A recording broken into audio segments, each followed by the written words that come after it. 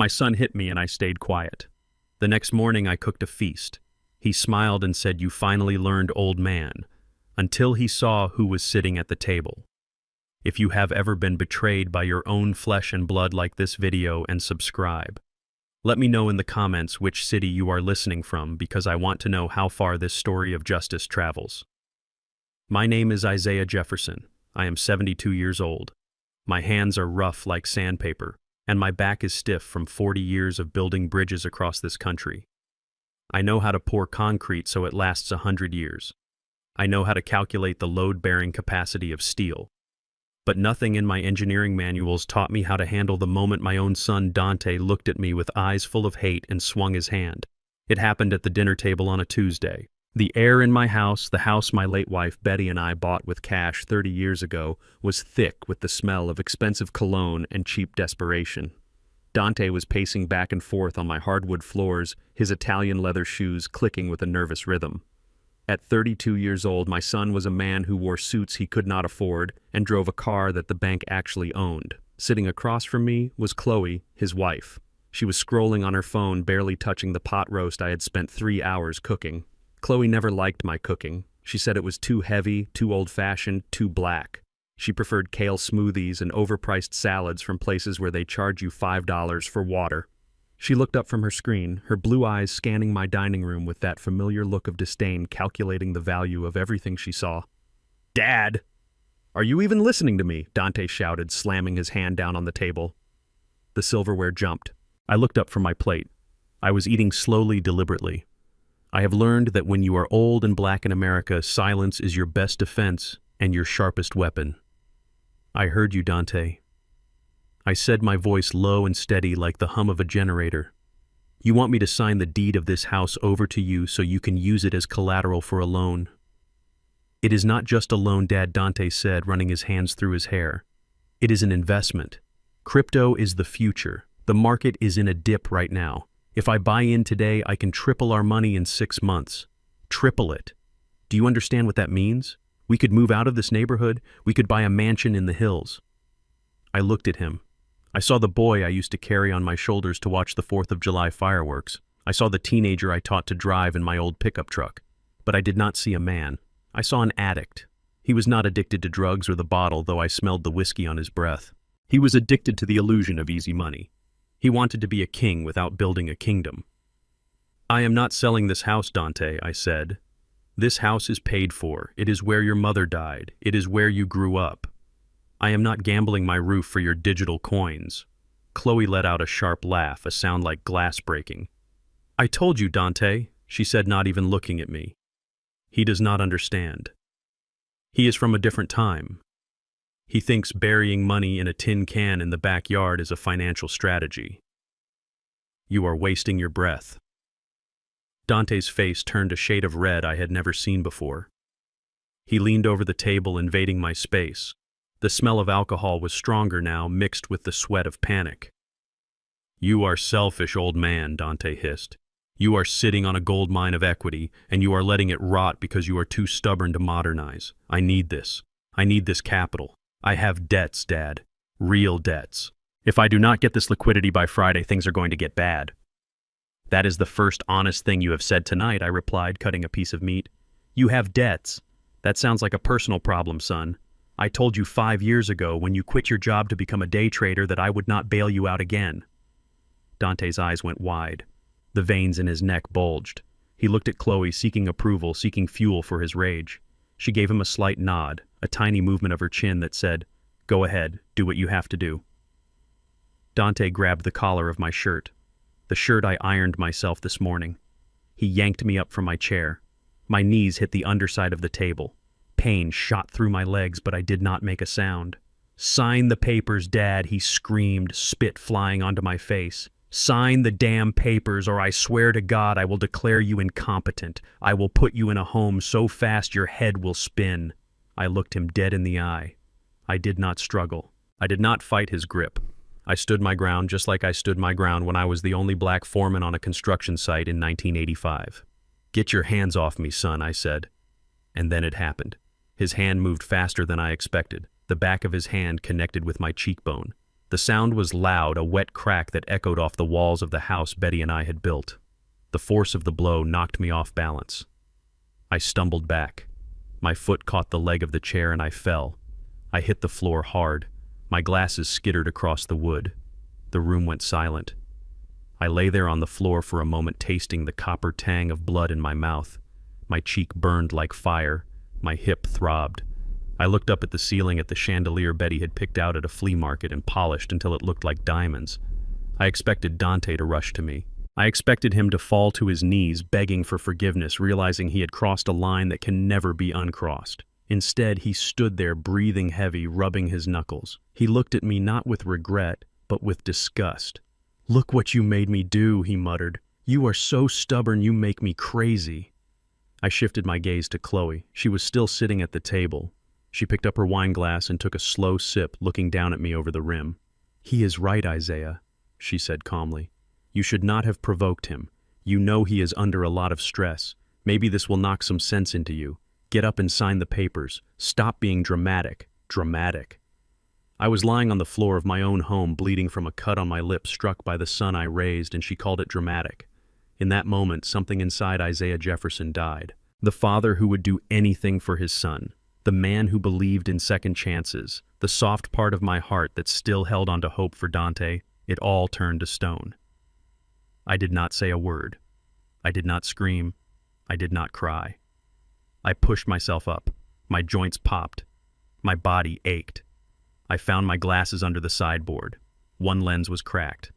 A spiderweb of fractured glass, just like my family. I put them on. I adjusted my shirt. I took a napkin from the table and wiped the blood from my lip. I looked at Dante.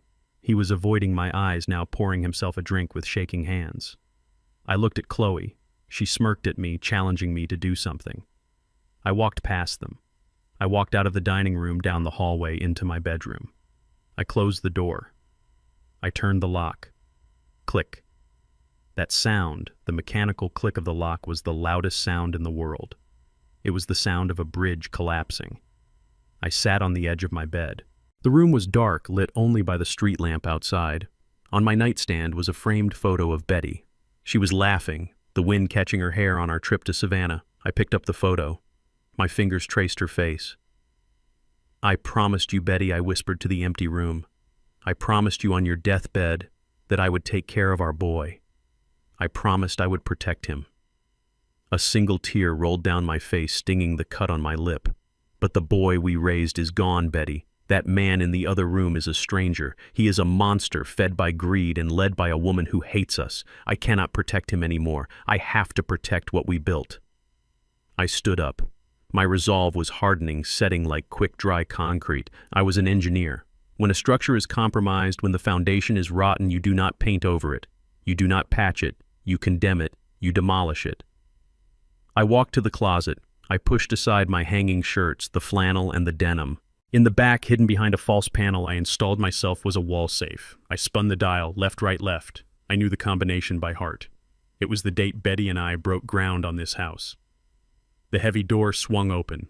Inside there was a stack of cash emergency money I kept for a rainy day.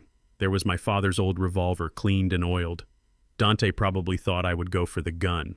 He probably thought I would come out waving it, demanding respect. But violence is the tool of the weak. Violence is what Dante used. I had something far more powerful. I reached past the cash. I reached past the gun. I pulled out a thick black leather folder. It was dusty. I hadn't opened it in 5 years. I blew the dust off the cover. Inside this folder were documents that Dante did not know existed. Papers that proved that the old man he called a janitor, the father he thought was a simple retired laborer, was something else entirely. You see, I never told Dante everything. I never told him about the patents. I never told him about the consulting work I did for the city after I retired. I never told him about the land I bought in the 90s when everyone else was selling. He saw my rough hands and my old truck, and he assumed I was poor. He assumed I was stupid. He assumed I was helpless. He made the mistake of judging the book by its worn-out cover. I opened the folder. I checked the dates. I checked the signatures. Everything was in order. I sat at my small desk in the corner of the bedroom. I turned on the desk lamp. I took out a pen. I could hear them in the living room. The television was on. They were laughing. Chloe was probably telling him that I would cave in the morning. Dante was probably celebrating his victory, thinking that the slap had broken my spirit. They were celebrating their win. They did not know they had just started a war they could not afford. I spent the next hour making phone calls. It was late, but I have friends, old friends, men who owe me favors, men who respect the name Isaiah Jefferson. I called Harrison first. Harrison and I served in Vietnam together before I went to engineering school. Now he is one of the toughest real estate attorneys in the state. Isaiah Harrison answered on the second ring, his voice rough with sleep. It is 11 at night. Is everything okay? No, Harrison, I said. It is not okay, but it will be by tomorrow morning. I need you to come over for breakfast. 7 a.m., sharp, and bring the eviction paperwork we talked about 3 years ago. The emergency drafts. There was a pause on the line. Then Harrison said, "He finally did it, didn't he?" He laid a hand on me. Harrison. I heard the shift in Harrison's tone. It went from sleepy to cold steel. I will be there at 6:30. Do you need the police? Not yet, I said. I want to serve breakfast first. I hung up. Then I called Miller. Sheriff Miller.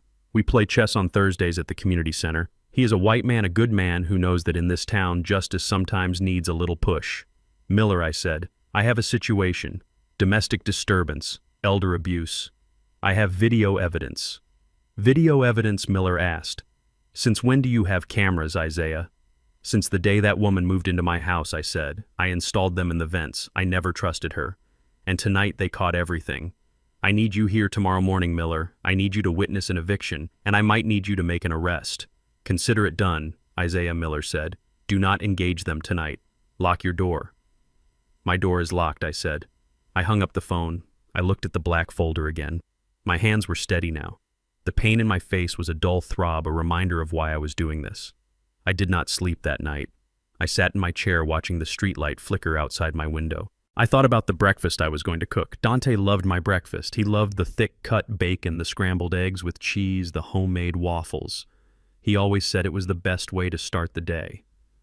Well, tomorrow I was going to give him the best breakfast of his life. I was going to fill his belly. I was going to make him feel comfortable, safe, victorious. And then when he was full and smiling, thinking he had won, thinking he had broken his old father, I was going to take everything from him. I waited for the sun to rise. I watched the sky turn from black to gray to the color of a fresh bruise. At 5 a.m., I unlocked my bedroom door. The house was quiet. The smell of stale alcohol hung in the hallway. I walked to the kitchen. My hip hurt with every step, but I stood tall. I opened the refrigerator. I took out the eggs, the bacon, the milk. I tied my apron around my waist, the same apron I wore every Sunday. I lit the stove. The fire flared up blue and hot. It was time to cook. It was time to serve. It was time for justice. The smell of bacon grease is a powerful thing. It is the smell of Sunday mornings. It is the smell of comfort. It is the smell of a home that is functioning the way it is supposed to. But this morning, as the sun began to bleed through the kitchen curtains, the smell of sizzling pork fat was nothing more than a tactical smokescreen. I stood at the stove, the same 6-burner gas range I installed 20 years ago when Betty said she wanted to learn how to make gumbo. My hip was throbbing with a dull rhythmic ache where I had hit the floor the night before. My lip was swollen, a fat, tender reminder of my son's knuckles. But my hands were steady. I flipped the thick-cut bacon strips with my tongs. Sizzle. Pop. I watched the fat render out, turning the meat crisp and mahogany. I was cooking a feast, not because I forgave them, not because I was afraid. I was cooking because I needed them to be comfortable. I needed them to be off guard. I needed them to sit down in the chairs where they felt like kings so I could kick the throne out from under them. I whisked the eggs in a ceramic bowl. 12 eggs. A splash of heavy cream. A pinch of sea salt. I beat them aggressively, channeling the cold rage that had settled in my chest overnight into the yellow liquid. I poured the batter into the waffle iron. The hiss of steam rose up, smelling of vanilla and butter. It was 7:15 in the morning. The house was quiet except for the sounds of my cooking. I moved with a purpose. I set the table. Not with the everyday plates, but with the good china. The white porcelain with the gold rim that Betty only brought out for Thanksgiving and Christmas. I polished the silverware until it gleamed. I folded the linen napkins into perfect triangles. I wanted the stage to be set perfectly. At 7:30, I heard the heavy footsteps upstairs. Then the sound of water running in the bathroom. They were awake. 10 minutes later, Dante walked into the kitchen. He was wearing a silk robe I had paid for last Christmas. He looked rough, his eyes puffy from the whiskey, his hair matted on one side. But when he saw me at the stove, when he smelled the coffee and the bacon, a slow, arrogant grin spread across his face. He did not look at my bruised lip. He did not look at the way I was favoring my left leg. He only saw the food. He only saw the service. "Well, look at this," Dante said, his voice scratchy with sleep and smugness. He pulled out his chair at the head of the table. "My chair." He sat down and stretched his arms out, cracking his knuckles, the same knuckles that had struck me 12 hours ago. I kept my back to him. I poured the coffee into a mug and set it down in front of him. Black, 2 sugars, just how he liked it. "Good morning, Dad," he said, blowing on the steam. "I see you finally came to your senses." I did not answer. I went back to the stove and plated the eggs, soft, fluffy, steaming. Chloe walked in a moment later. She was wearing yoga pants and a hoodie. She looked at the table, her eyebrows shooting up in surprise. She looked at Dante, then at me, and let out a small, dismissive huff of air. "I told you, babe," Dante said to her, winking. "You just have to be firm with him. He is old school. He respects strength. Sometimes you have to show him who the alpha is." Chloe sat down next to him. She picked up a piece of bacon from the serving platter and bit into it. "I guess so," she said, chewing loudly. "This is actually decent, Isaiah. Usually you burn the bacon. Did you make waffles?" I nodded. I pulled the waffles from the iron golden brown and crisp.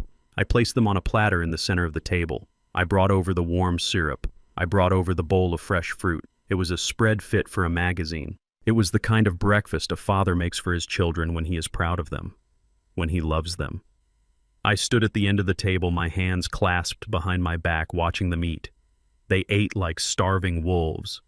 They shoveled the food into their mouths, barely breathing between bites. They laughed. They talked about the new car they were going to lease once the loan came through. They talked about the vacation to Cabo they were planning. They talked about spending the equity of my house as if the money was already in their pockets. As if I was already a ghost haunting my own hallways. "See, Dad," Dante said, pointing his fork at me. A piece of egg flew from his mouth and landed on the tablecloth. "This is how it should be. We are a family, we help each other. You help us with the assets we let you live here and take care of you. It is a fair trade. You just needed a little wake-up call last night. A wake-up call." Is that what you call assaulting a 72-year-old man, I thought? Is that what you call hitting your father? I took a deep breath. The air in the kitchen felt electric, charged with the storm that was about to break. "I am glad you are enjoying the food," I said. My voice was raspy, dry. "It is great," Dante said. "Now about those papers. I have them in my bag. As soon as we are done eating, we will go to the notary. I want this done by noon." Chloe nodded. "And Isaiah," she added, looking at me with those cold blue eyes. "We are going to need you to move your things out of the master bedroom. If we are going to be handling the finances and the renovations, Dante and I need the bigger space. The guest room downstairs is fine for you. It is closer to the kitchen anyway. They wanted to put me in the small room, the room without a view, the room next to the laundry machines." I looked at the clock on the wall. 7:55. Harrison would be pulling into the driveway any second. Miller would be right behind him. "I have one more course for you," I said. Dante looked surprised. "More. I am stuffed, old man." "This is the special," I said. I walked to the counter. There were 3 silver serving platters there, the ones with the domed lids that keep the food warm. I had bought them at an estate sale years ago, thinking maybe one day we would host a big dinner party. We never did. I picked up the tray with the 3 covered plates and brought it to the table. I placed one domed plate in front of Dante. I placed one domed plate in front of Chloe. I placed the last one at the empty seat at the other end of the table. My seat. "What is this?" Dante asked, reaching for the handle of the lid. "Dessert." "You could say that," I said. "It is something you have earned." Chloe laughed. "I hope it is not those dry biscuits you make." "Open them," I commanded. My voice dropped an octave. It was no longer the voice of the servant. It was the voice of the foreman. It was the voice of the man who commanded crews of 200 men to lift steel beams into the sky. Dante paused. He looked at me. Really looked at me for the first time that morning. He saw the set of my jaw. He saw the cold fire in my eyes behind my cracked glasses. The smile faded from his lips. He gripped the handle of the silver dome. "Go on, son," I said. "See what your father has prepared for you." Dante lifted the lid. Steam did not rise. There was no smell of cinnamon or sugar. Sitting in the center of the fine china plate folded neatly into a square was a single sheet of thick legal bond paper. Chloe lifted hers at the same time. She frowned, confused. "What is this?" she asked, picking up the paper. "Is this a joke?" Dante unfolded his paper. His eyes scanned the header. I watched his face. I watched the blood drain from his cheeks, leaving him a pale, ashy gray. I watched his hands begin to tremble, rattling the paper like a dry leaf in the wind. This is, he stammered. "Read it, Dante," I said. "Read it out loud." He looked up at me, his mouth opening and closing like a fish on a dock. He could not speak, so I recited it for him. I knew the words by heart. I had dictated them to Harrison 3 years ago, the first time Dante stole money from my wallet, just in case this day ever came. "Notice of immediate eviction and emergency protective order," I said, my voice filling the room. "Pursuant to State Code Section 14-B, you are hereby ordered to vacate the premises immediately. You have 15 minutes to remove your personal effects. Failure to comply will result in arrest for criminal trespassing." Chloe threw her paper down on the table. "You can't do this," she shrieked. "This is our house. We have rights. You can't just kick us out in the middle of breakfast." I leaned in close, placing my hands on the table. "This is not your house, Chloe. This house belongs to Isaiah Jefferson. My name is on the deed. My name is on the mortgage. My sweat is in the foundation. You are guests. And as of last night, your invitation has expired." Dante stood up, his chair scraping violently against the floor. He crumpled the eviction notice in his fist. His face twisted into that same ugly mask of rage I had seen the night before. "You senile old bastard," he shouted. "You think a piece of paper is going to stop me? I am not going anywhere. You are going to sign those loan papers right now, or I will beat you until you can't hold a pen." He took a step toward me. He raised his fist. I did not flinch. I did not step back. I simply pointed a finger toward the ceiling, toward the corner of the dining room where the crown molding met the wall. "Smile, Dante," I said coldly. He stopped. He looked up. There, hidden in the vent, the tiny red light of a camera blinked. "I have it all, son," I said. "I have the slap. I have the threats. I have you screaming at me last night. And I have you raising your fist right now. It is all in the cloud." Dante froze. His arm lowered slowly. The realization hit him. He wasn't just fighting his father anymore. He was fighting evidence, but he was arrogant. He was stupid. He thought he could still bully his way out. "I don't care about your cameras," he spat. "No one is going to come help you. You are alone." Just then, the front doorbell rang. It was not a polite ring. It was 3 hard, authoritative knocks. Bam, bam, bam. Dante jumped. Chloe looked at the door, her eyes wide with panic. "Who is that?" she whispered. I picked up the 3rd silver dome from the empty place setting. Underneath it was a set of keys. My truck keys. That I said picking up the keys is the cleanup crew. I walked to the front door. Dante and Chloe followed me, paralyzed, unsure of what was happening. I unlocked the deadbolt. I swung the heavy oak door open. Standing on my porch, framed by the morning light, was Sheriff Miller. He was in full uniform, his hand resting casually on his belt near his taser. Behind him stood 2 deputies, arms crossed, looking very large and very serious. And next to them, wearing a tailored charcoal suit and holding a briefcase, was Harrison. He looked at me, saw the bruise on my face, and his expression hardened into stone. "Good morning, Mr. Jefferson," Sheriff Miller said, his voice carrying into the house. "We received a report of a domestic assault and a request to execute an emergency eviction." I stepped aside. "Come on in, Sheriff," I said. They were just finishing breakfast. I turned to look at Dante. He was standing in the hallway looking small. He looked like a child who had broken a window and realized for the first time that he could not hide the pieces. "You have 15 minutes, Dante," I said. "The clock starts now." The sound of paper tearing is usually a quiet thing, a whisper of fibers coming apart. But in the dead silence of my dining room, it sounded like a bone snapping. Dante ripped the eviction notice in half, then in quarters, his eyes bulging with a rage that turned his irises into black pits. He threw the confetti of legal bond paper into the air, and it rained down on the untouched waffles like snow on a grave. "You think this scares me, old man?" He spat, his voice shaking not with fear, but with the adrenaline of a man who has lost control of the narrative. You think because you typed up some words you can throw me out of the house I was born in. This is my legacy. This is my birthright. He stepped around the table, kicking the chair I had been sitting in. It skidded across the floor and hit the wall with a deafening crash. Chloe did not move. She sat frozen, her fork halfway to her mouth, her blue eyes darting between me and her husband, calculating the odds, calculating the violence. Dante advanced on me. He was bigger than me now, taller, broader in the shoulders, even if that muscle was built on vanity rather than hard labor. I stood my ground near the kitchen island, my hands resting on the cool granite. I did not flinch. I had faced down foremen who wanted to cut corners on steel grades. I had faced down storms that threatened to wash away my foundations. I would not flinch before a boy who never learned the value of the sweat on his own brow. I am going to make you sign those loan papers, Dante growled, moving into my personal space. The smell of him was overwhelming stale whiskey, expensive cologne, and the sour metallic scent of aggression.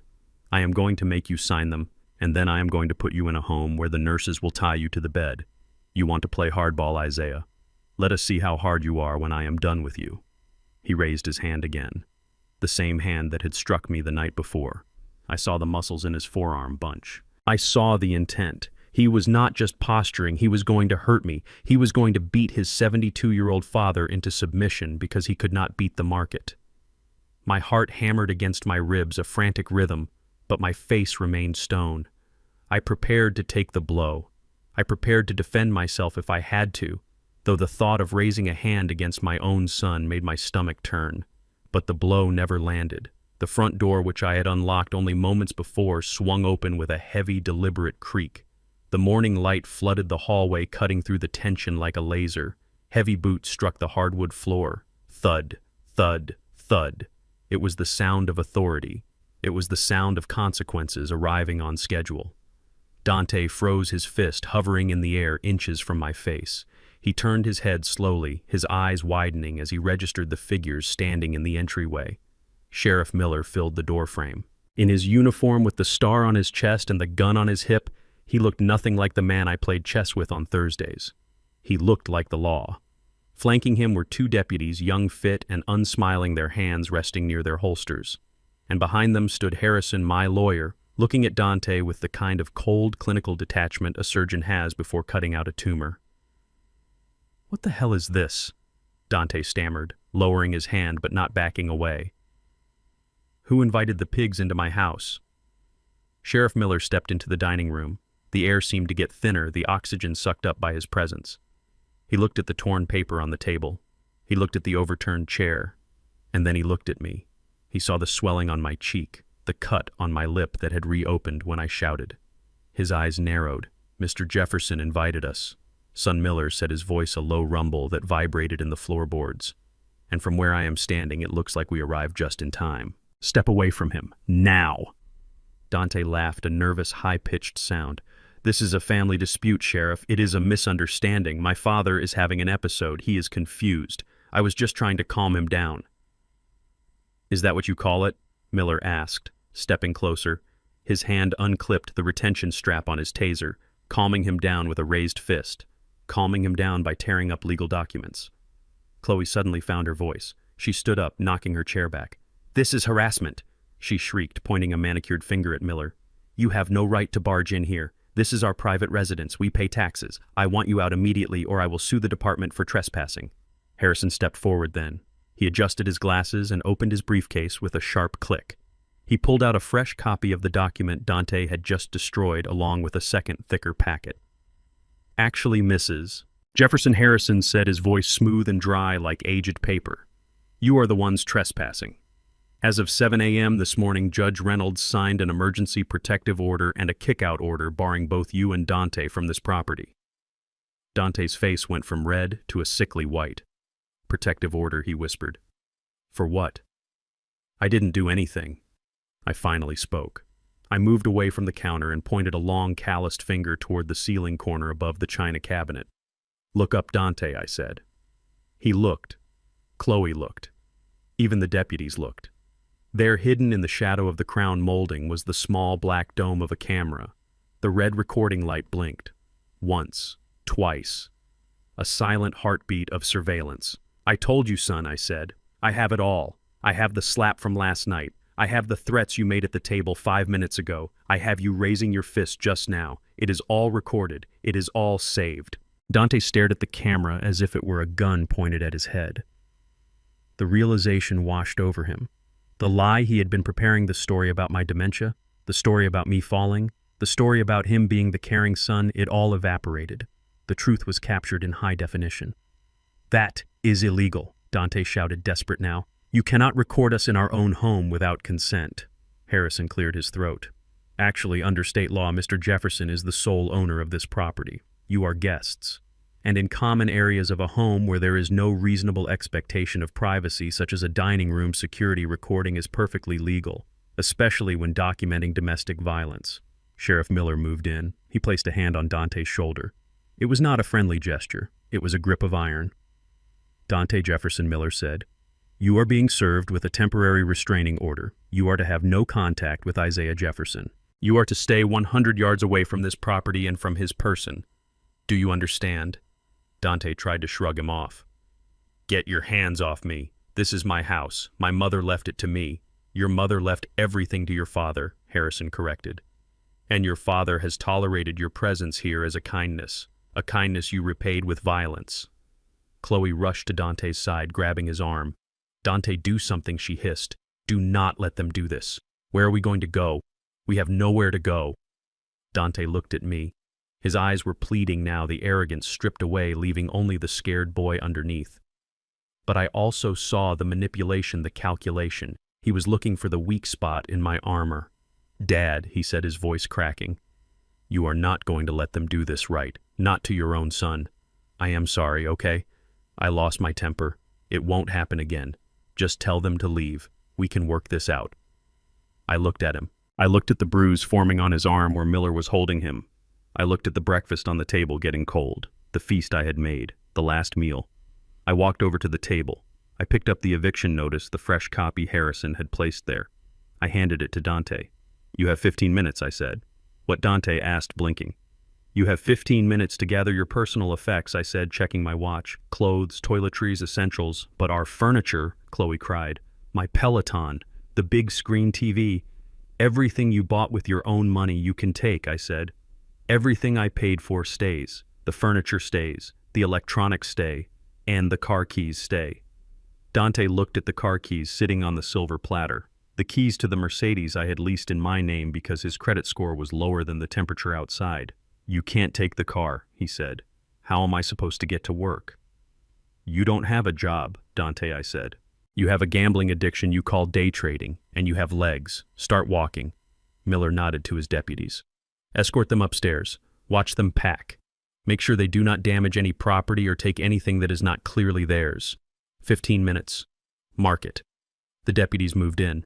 One took Dante by the arm, the other gestured for Chloe to move. "This is insane!" Chloe screamed as she was herded toward the stairs. "You are a sick old man, Isaiah. You are going to die alone in this big house and no one will find you for weeks." I watched them go up the stairs I had sanded and stained with my own hands. I heard them stomping around above my head. I heard drawers being ripped open. I heard Chloe sobbing, not tears of sorrow but tears of rage. I heard Dante cursing, throwing things into bags. I stood in the hallway with Miller and Harrison. The silence returned to the downstairs, but it was a heavy silence.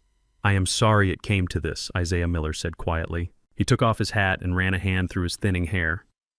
"I know how much you love that boy." "I love the boy he was, Miller," I said, staring at the empty stairs.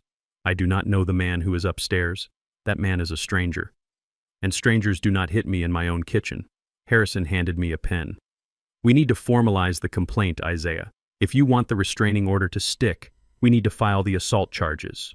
The video is damning, but your testimony seals it." I took the pen. My hand hovered over the paper, pressing charges against my son. It went against every instinct of fatherhood. It went against the code of protecting your own. But then I touched my lip. It was still tender. I remembered the look in his eyes right before he hit me. It was not just anger. It was contempt. He hit me because he thought I was weak. He hit me because he thought I was property. I signed the paper. The ink flowed dark and permanent. Upstairs, the noise was a chaotic symphony of zippers and slamming doors. They were running out of time. I checked my watch. 10 minutes left. They came down 12 minutes later. Dante was dragging 2 suitcases. Chloe had 3 designer bags slung over her shoulders, her face streaked with mascara tears. They looked like refugees from a lifestyle they could never afford. They stopped at the door. Dante looked at me one last time. There was no remorse in his eyes now, only hatred. Pure, unadulterated hatred. "You are dead to me," he whispered. "Do not expect me to come to your funeral." I opened the front door. The morning air was crisp and cold. "I already buried my son Dante," I said, my voice flat. "He died a long time ago. Now get off my porch." Miller stepped forward, his hand on his holster again, guiding them out. "Keep moving, folks. You are off the property now." I watched them walk down the driveway. They looked small against the backdrop of the neighborhood. They reached the sidewalk. Dante reached for his pocket, instinctively looking for the car keys that were still sitting on my dining table. He stopped, realizing he had no ride. He pulled out his phone, probably to call an Uber. They stood on the curb, 2 figures stranded in the morning light with their luggage and their entitlement. I closed the heavy oak door. I turned the deadbolt. Click. I turned back to the empty house. The breakfast was still on the table, cold and untouched. The bacon had gone white with congealed fat. The waffles were limp. It was a waste of good food. But it was the price of freedom. Harrison put a hand on my shoulder. "What now, Isaiah?" "Now," I said, walking past the table toward the kitchen, "I clean up this mess, and then we go to the bank." "Why the bank?" Harrison asked. "Because," I said, picking up the silver platter with the car keys on it, "I am about to cut off the money supply. The free ride is over." I looked at the camera in the corner of the ceiling. The red light blinked. It had seen everything. It was my witness, my protector. The guests were gone. The house was mine again. But the war, I knew, was just beginning. Dante would not go quietly. He would come back. And when he did, he would not come with fists. He would come with lies. I needed to be ready. The sound of entitlement dying is loud. It sounds like dresser drawers being ripped from their tracks and designer hangers being thrown against the wall. I stood at the bottom of the stairs, my arms crossed, listening to the chaos erupting on the second floor of my house. Sheriff Miller stood by the front door checking his watch. Harrison was calmly reviewing the file in his hands, looking for all the world like he was waiting for a bus rather than witnessing the implosion of my family. 12 minutes left, Miller said, his voice carrying up the stairwell. I walked up the stairs. My hips still ached, a dull throb that synchronized with the beating of my heart, but I forced my legs to move. I needed to see this. I needed to supervise this. For 30 years, I had walked up these stairs to tuck my son in to check on him to make sure he was safe. Today, I was walking up them to make sure he didn't steal the copper wiring out of the walls on his way out. I reached the landing and looked into the master bedroom. It was a disaster zone. Clothes were flying through the air. Chloe was frantically stuffing Louis Vuitton bags with cashmere sweaters, her face a mask of red, splotchy panic. Dante was sweeping armloads of shoes into a duffel bag, muttering curses under his breath. When Chloe saw me standing in the doorway, she stopped. She dropped a silk blouse and marched toward me, her finger pointed like a dagger. "You cannot do this," she screamed, her voice shrill and breaking. "I know my rights, Isaiah. This is marital property. I am Dante's wife. That makes this my home, too. You can't just kick a wife out of her husband's house without a court order and a 30-day notice. I will sue you for everything you have." She was trying to use the law as a shield, but she didn't realize the law was the sword I was holding. I didn't say a word. I just stepped aside and gestured for Harrison, who had followed me up the stairs. Harrison stepped into the room. He didn't look at the mess. He looked straight at Chloe over the rim of his spectacles. "Actually, Mrs. Jefferson," Harrison said, his voice dry as dust, "that is a common misconception. You see, this property is not marital assets because Dante does not own it. Dante has never owned it." Dante stopped packing. He looked up, sweat beading on his forehead. "What are you talking about, Harrison? Mom put my name on the title when she died. She told me." Harrison opened his file. He pulled out a copy of the deed and held it up. "Your mother intended to," Harrison said, "but she passed before the paperwork was filed, and your father in his wisdom decided to keep the asset solely in his name to protect it from liabilities." He looked at Dante when he said liabilities. "Dante is a tenant at will," Harrison continued, "and a guest. And since he assaulted the homeowner, his tenancy is immediately revoked under the emergency protective order. As for you, Chloe, you have no legal standing here whatsoever. You are a guest of a guest, and your invitation has been rescinded." Chloe looked at the paper in Harrison's hand. She looked at Dante. "You told me you owned half this house," she hissed at him. "You told me your name was on the deed." "I thought it was—" Dante stammered. "Mom said, your mother is gone." "Dante," I interrupted. "And the only name on this house is Isaiah Jefferson. Now keep packing. You have 9 minutes." I walked into the room. I watched Dante zip up the duffel bag. He reached for the MacBook Pro sitting on the nightstand. It was a top-of-the-line machine, silver and sleek. He used it for his so-called day trading, which mostly consisted of losing my money on meme coins. "Leave it," I said. Dante froze his hand on the aluminum casing. "What I said, leave it. That laptop stays."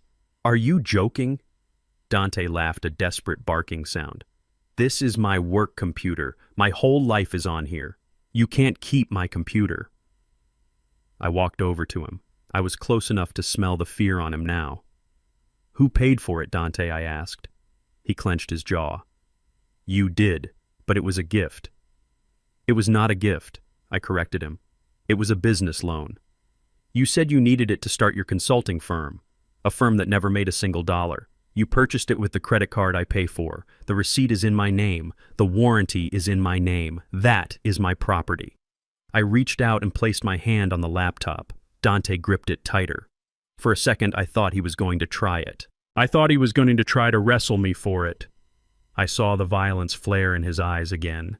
Sheriff Miller appeared in the doorway, his thumbs hooked in his belt. "Is there a problem here, gentlemen?" Dante released the laptop as if it were red hot. He backed away, holding his hands up. "Fine," he spat. "Keep it. It's old anyway. I'll buy a better one tomorrow." With what money, I thought. But I didn't say it. I just picked up the laptop and handed it to Harrison. "Check the jewelry box," I said to Harrison. Chloe gasped. She ran to the dresser and threw her body over the large wooden jewelry box sitting there. "No," she shrieked. "These are mine. You can't have my jewelry." I looked at her. I looked at the diamond tennis bracelet on her wrist. I looked at the sapphire earrings she was wearing. "Take them off, Chloe," I said. She looked at me with pure hatred. "You are a monster," she whispered. "An old, bitter, greedy monster." These were gifts. Dante bought these for me.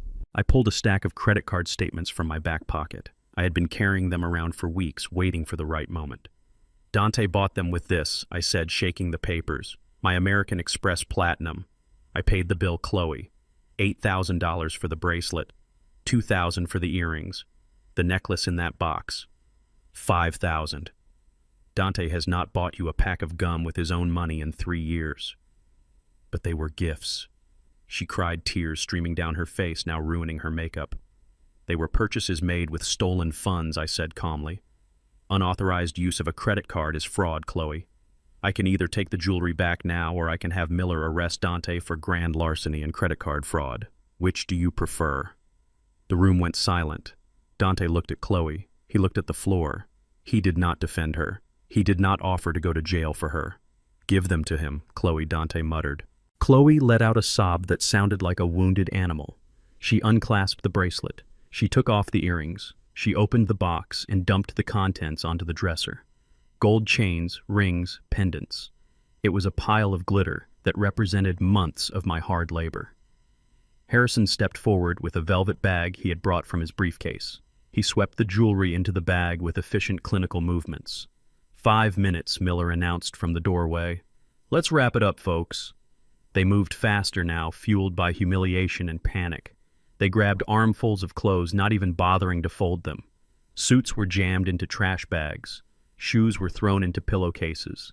It was the undignified end of a very dignified delusion. I stood by the door and watched.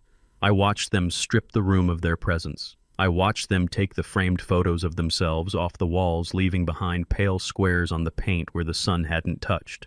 It looked like the room was healing, shedding a skin it didn't need. "Time is up," Miller said. They each grabbed 2 bags. They were heavy. Dante was sweating. Chloe was sniffling her mascara, running in black streaks down her cheeks. I followed them down the stairs. I walked behind them like a warden escorting prisoners. We reached the front hall. Dante stopped. He looked at the keys to the Mercedes sitting on the entry table. He looked at me. "Dad, please," he said, his voice low. I can't walk out of here carrying all this. Just let me take the car. I will drop it off later, I swear. I looked at the Mercedes keys, then I looked out the window. The black sedan was parked in the driveway, gleaming in the sun. It was a beautiful car. I had bought it because Dante said he needed a reliable vehicle to get to job interviews. He used it to drive to the casino. I picked up the keys. Miller, I said. I believe this vehicle belongs to me.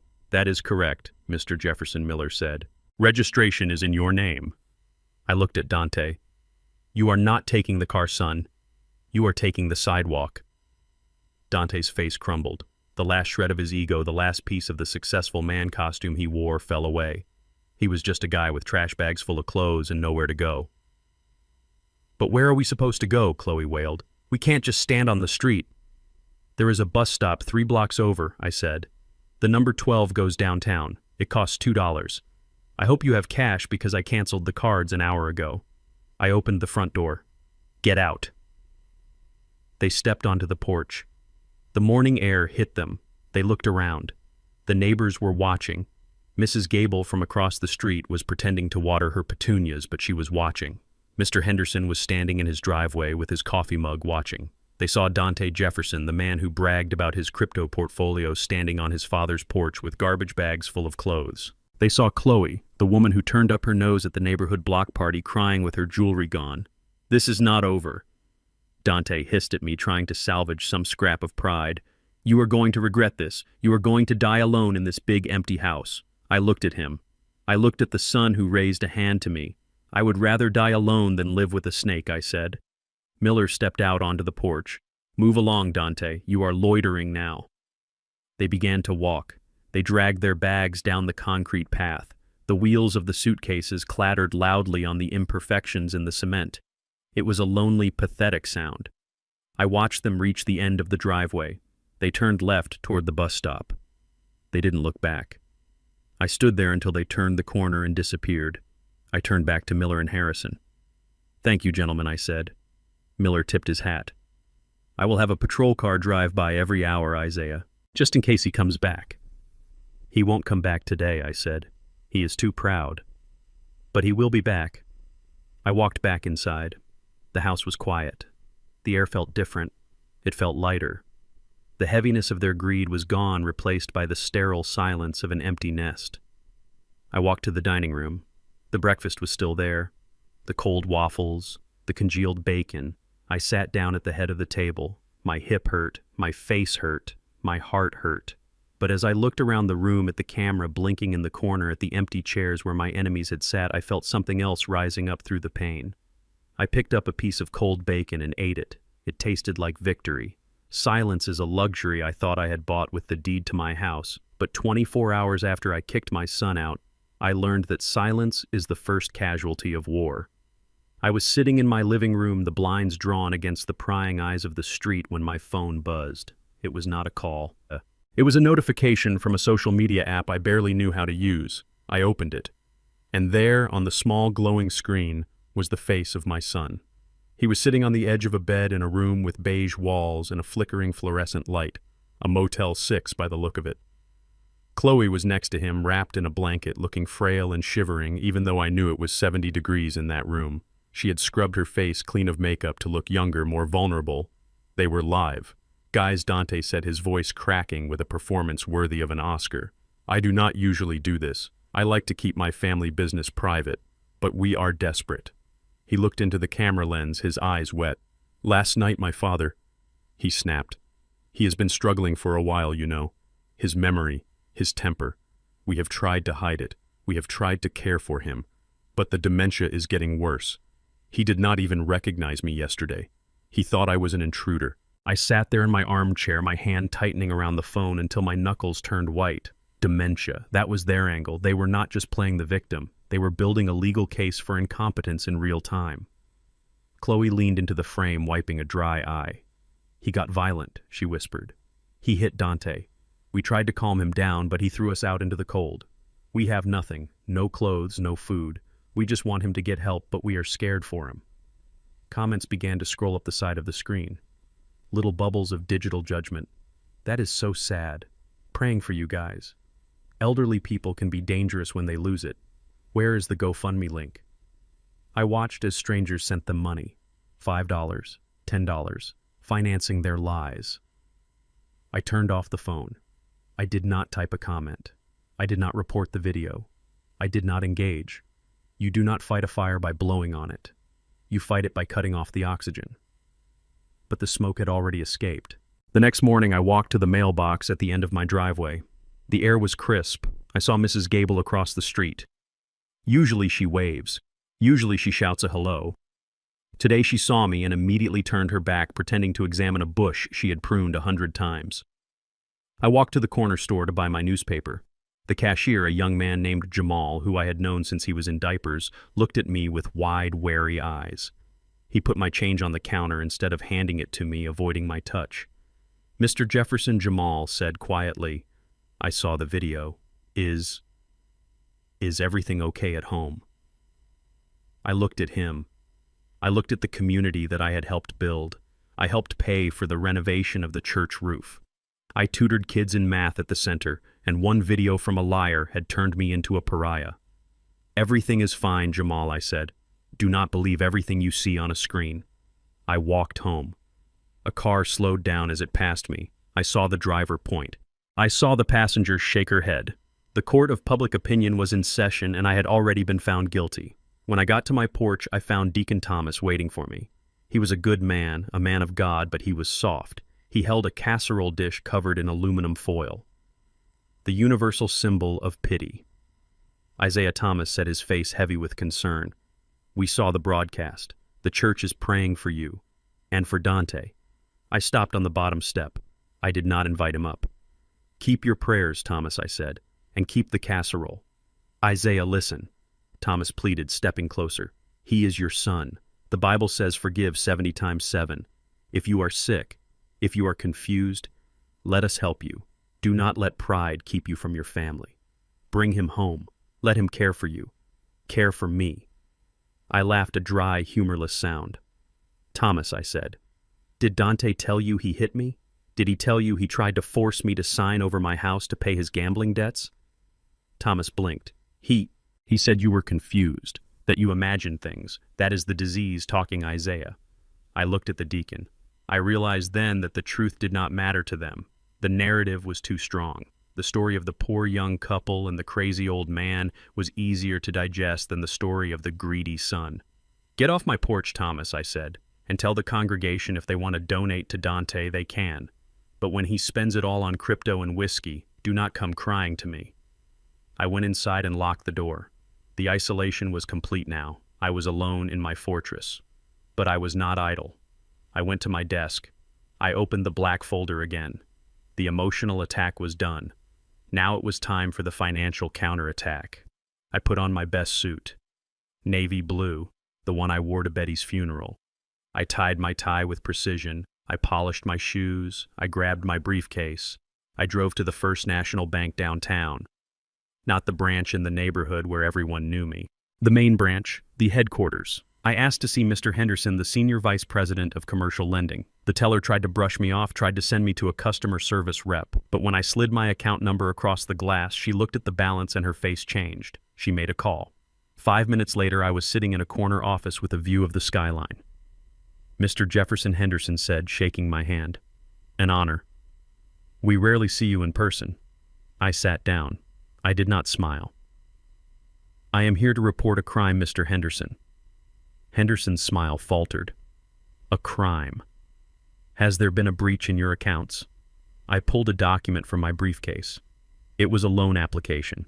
A business loan for $200,000. It was dated 6 months ago. It was for a company called DJ Consulting, Dante Jefferson Consulting. And at the bottom on the guarantor line was a signature, Isaiah Jefferson. It looked like my signature. It had the loop on this J and the sharp slant on the I.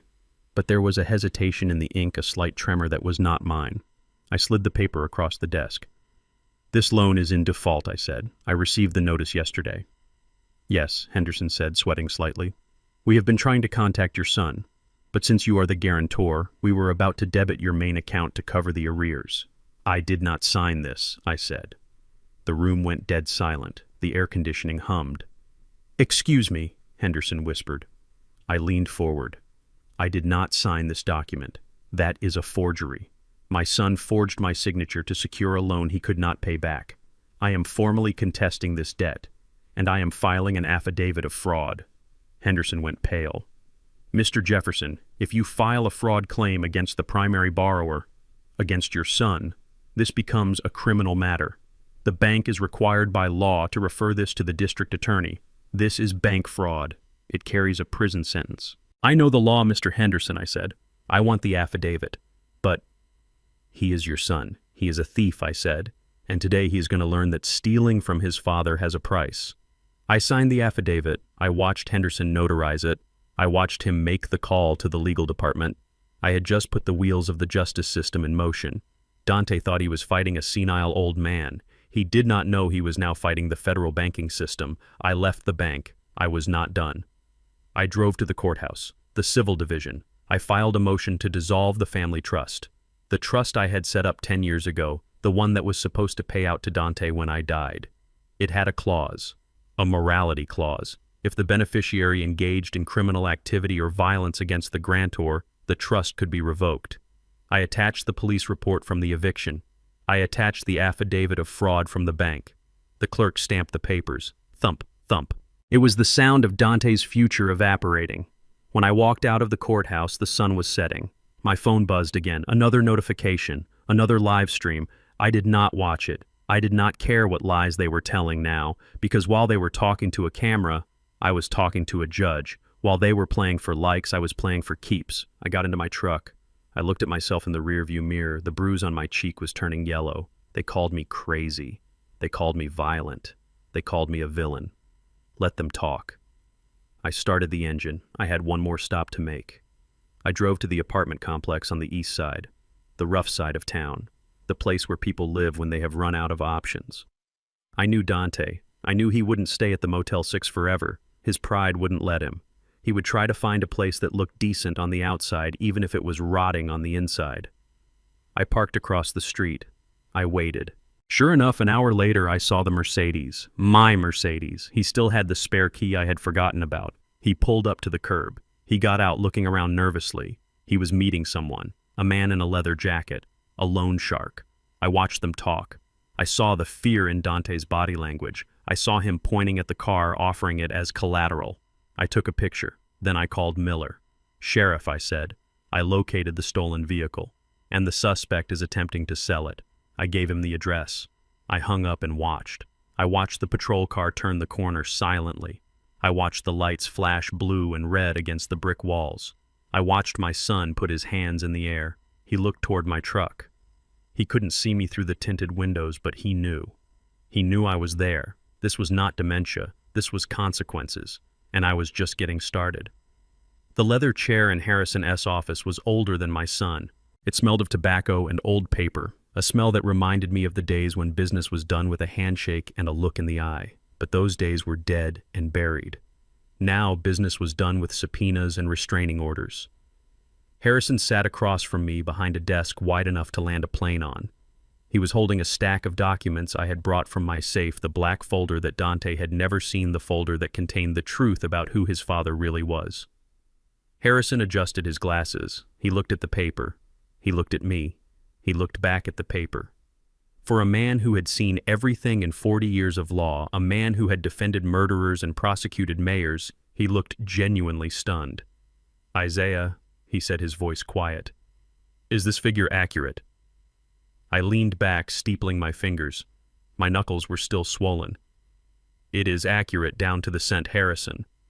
He whistled a low, long sound. $4 million in liquid assets and the monthly royalties. "This contract is with Detroit Motors." "That is right," I said. Harrison took off his glasses and rubbed the bridge of his nose. "You were a foreman, Isaiah. You poured concrete. You managed crews. How in God's name did you end up with a patent for a hydraulic stabilization valve used in every heavy-duty truck manufactured since 1995? I looked out the window at the city skyline. I saw the bridges I helped build. I saw the steel skeletons of skyscrapers. People see a black man in work boots and a hard hat, and they assume he only knows how to follow orders. They assume he only knows how to use a shovel or a hammer. They do not think he knows how to use a slide rule. They do not think he stays up until 3 in the morning drafting blueprints on his kitchen table. I was an engineer, Harrison, I said. I did not have the degree back then because I could not afford the tuition. But I had the mind. When we were building the suspension span on the I-90 bridge, we kept having blowouts in the hydraulic lifts. It was costing the company thousands a day. The engineers from corporate could not figure it out. They blamed the heat. They blamed the oil. I paused, remembering the grease under my fingernails, the smell of burning rubber. I went home. I went to my shed. I took apart an old transmission and a water pump. I built a prototype, a bypass valve that regulated the pressure automatically. I showed it to the site manager. He laughed at me. He told me to get back to pouring cement, so I patented it myself. 6 months later, when their machines failed again, I sold the license to their competitor. Harrison shook his head, a smile playing on his lips. And you never told anyone. You never told Dante. I looked at the photo of Betty I kept in my wallet.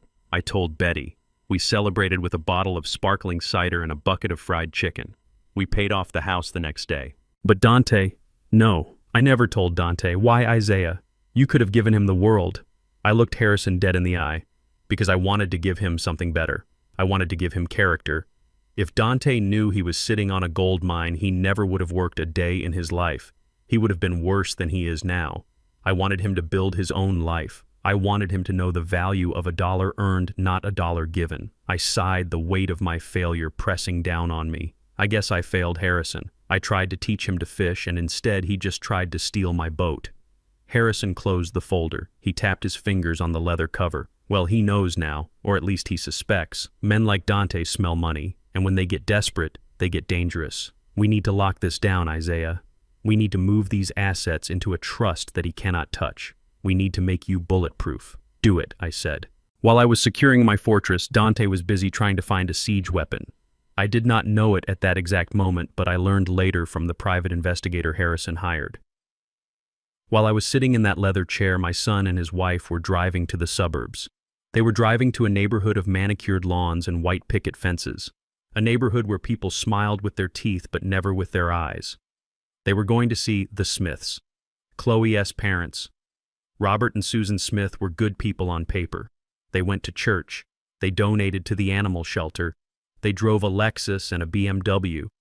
They looked at me the few times we met with a polite condescension that is unique to a certain type of middle-class white folk. They saw me as a nice old man, a credit to my race, a man who mowed his own lawn and kept his house tidy. They did not know I could buy their house and their cars with the interest my accounts earned in a month. Dante and Chloe pulled into their driveway. They looked like wrecks. Chloe was still crying, her eyes red and puffy. Dante was pale, shaking from withdrawal and rage. They walked into that pristine house, bringing their chaos with them. They sat in the living room on beige sofas that looked like they had never been sat on. Susan brought them tea. Robert stood by the fireplace, arms crossed, looking stern and important. He kicked us out, Chloe sobbed, burying her face in her hands. He just threw us out on the street, Mom. In the middle of winter. He kept my jewelry. He kept Dante's computer. He is a monster. Susan patted her daughter's back, clucking her tongue. There, sweetie. We knew he was difficult, but this is unstable. He is losing it, Robert, Dante said, his voice trembling. He is not himself. He forgets things. He gets violent over nothing.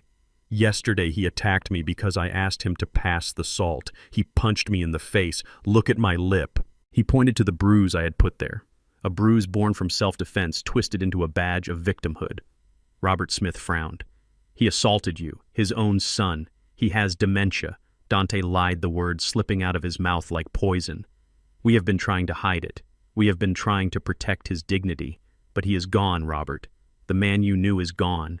He is paranoid. He thinks everyone is stealing from him. He thinks he is a millionaire. He sits in his room talking to people who aren't there. Susan gasped. Oh, my heavens. That poor man. It is not just that, Chloe added, looking up with tear-filled eyes. He is dangerous. He has a gun in the house. He waved it at us. He said he was going to shoot us if we didn't leave. We barely escaped with our lives. The room went silent. The Smiths looked at each other. They saw their daughter distressed. They saw their son-in-law beaten. They saw a narrative that fit their prejudices. The angry, violent old man. the senile patriarch losing his grip. "We cannot let this stand," Robert said, puffing out his chest. "This is elder abuse, self-neglect, and assault." "We tried to get him help," Dante said. "We tried to get him to see a doctor, but he refuses. He needs a guardian, Robert. He needs someone to take control of his affairs before he hurts himself or someone else, before he burns that house down." "And the house?" Susan asked, her eyes narrowing slightly. "It is a lovely property. It would be a shame if—" "He is going to lose it," Dante said quickly. "He stopped paying the bills months ago. He is hoarding cash in the walls. He is destroying the equity. If we don't step in, that house will be foreclosed on in 6 months. And that is my inheritance. That is Chloe's future." Robert Smith nodded slowly. He was a man who understood equity. He was a man who understood protecting assets. He did not care about me. He did not care about my health. But he cared about what his daughter was owed. "We will help you," Robert said.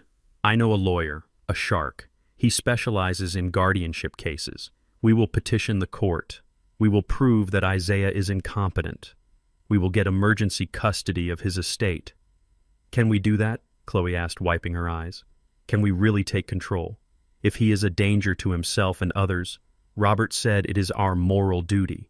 We will save him from himself, and we will make sure that house stays in the family." Dante slumped back on the beige sofa. He let out a long breath. He looked at Chloe, and a small secret smile passed between them. They had found their army. They had found their funding. They thought they were being clever. They thought they were mobilizing a rescue mission. They did not know they were walking into a minefield. Back in Harrison's office, I felt a chill run down my spine. It was the old instinct, the feeling I used to get on the job site right before a cable snapped or a beam shifted. "Harrison," I said, standing up, "we need to move fast. They are not going to stop at the restraining order. They are going to come for me. They are going to come for my mind." Harrison nodded. He began typing furiously on his computer. "Let them come, Isaiah. You are the man who invented the Jefferson coupling. You know how to handle pressure. Let them apply all the force they want. We will just redirect it." I walked to the window. I looked down at the street. I imagined Dante somewhere out there spinning his web of lies. "He forgot who I am," I whispered. "He forgot that I built the foundation he is standing on. And I am the only one who knows where the demolition charges are buried."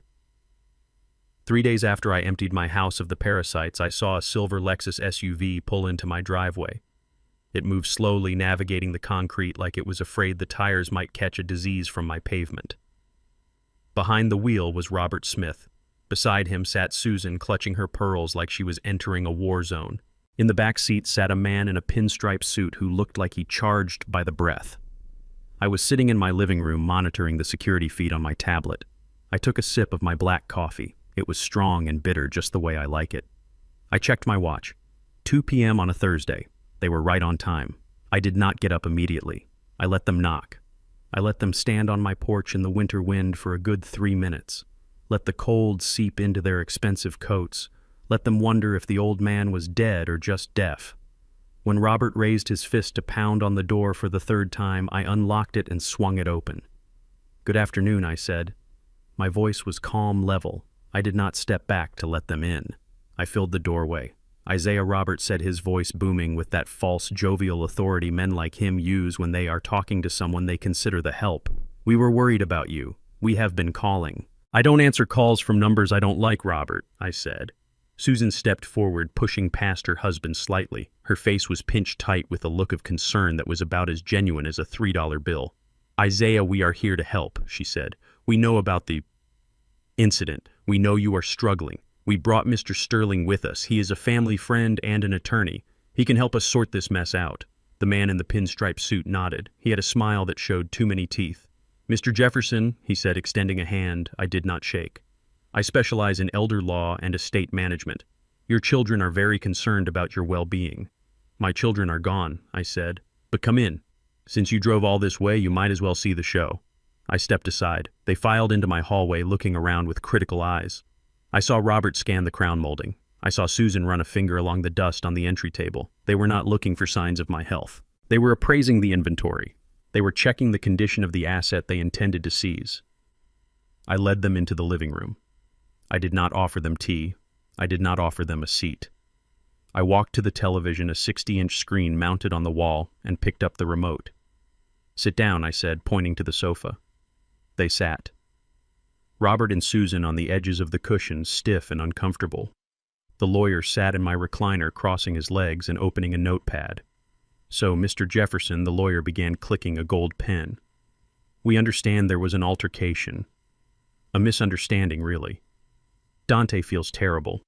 He says you became confused and aggressive, and in the confusion you fell. I looked at him. Is that what he says? That is what he says, Robert chimed in. Look, Isaiah, we know you are getting up there in years. The mind plays tricks. Dante loves you. Chloe loves you. They just want to make sure you are safe. And frankly, living alone in this big house, well, it is a recipe for disaster. We are prepared to file for an emergency guardianship just to handle the finances and the property management until you get better. Get better, I repeated. You think I am sick. We think you are overwhelmed, Susan said, her voice dripping with syrup.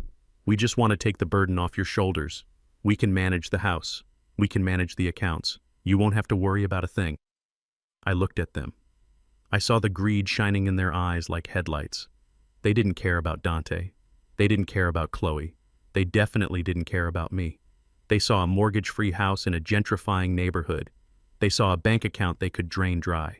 I pointed the remote at the TV. I want you to watch something, I said. I pressed play. The screen flickered to life. The high-definition footage from the dining room camera filled the room. The timestamp in the corner read 7:22 p.m. Tuesday. The audio was crisp. Sign the papers, Dad. Dante's voice boomed from the speakers.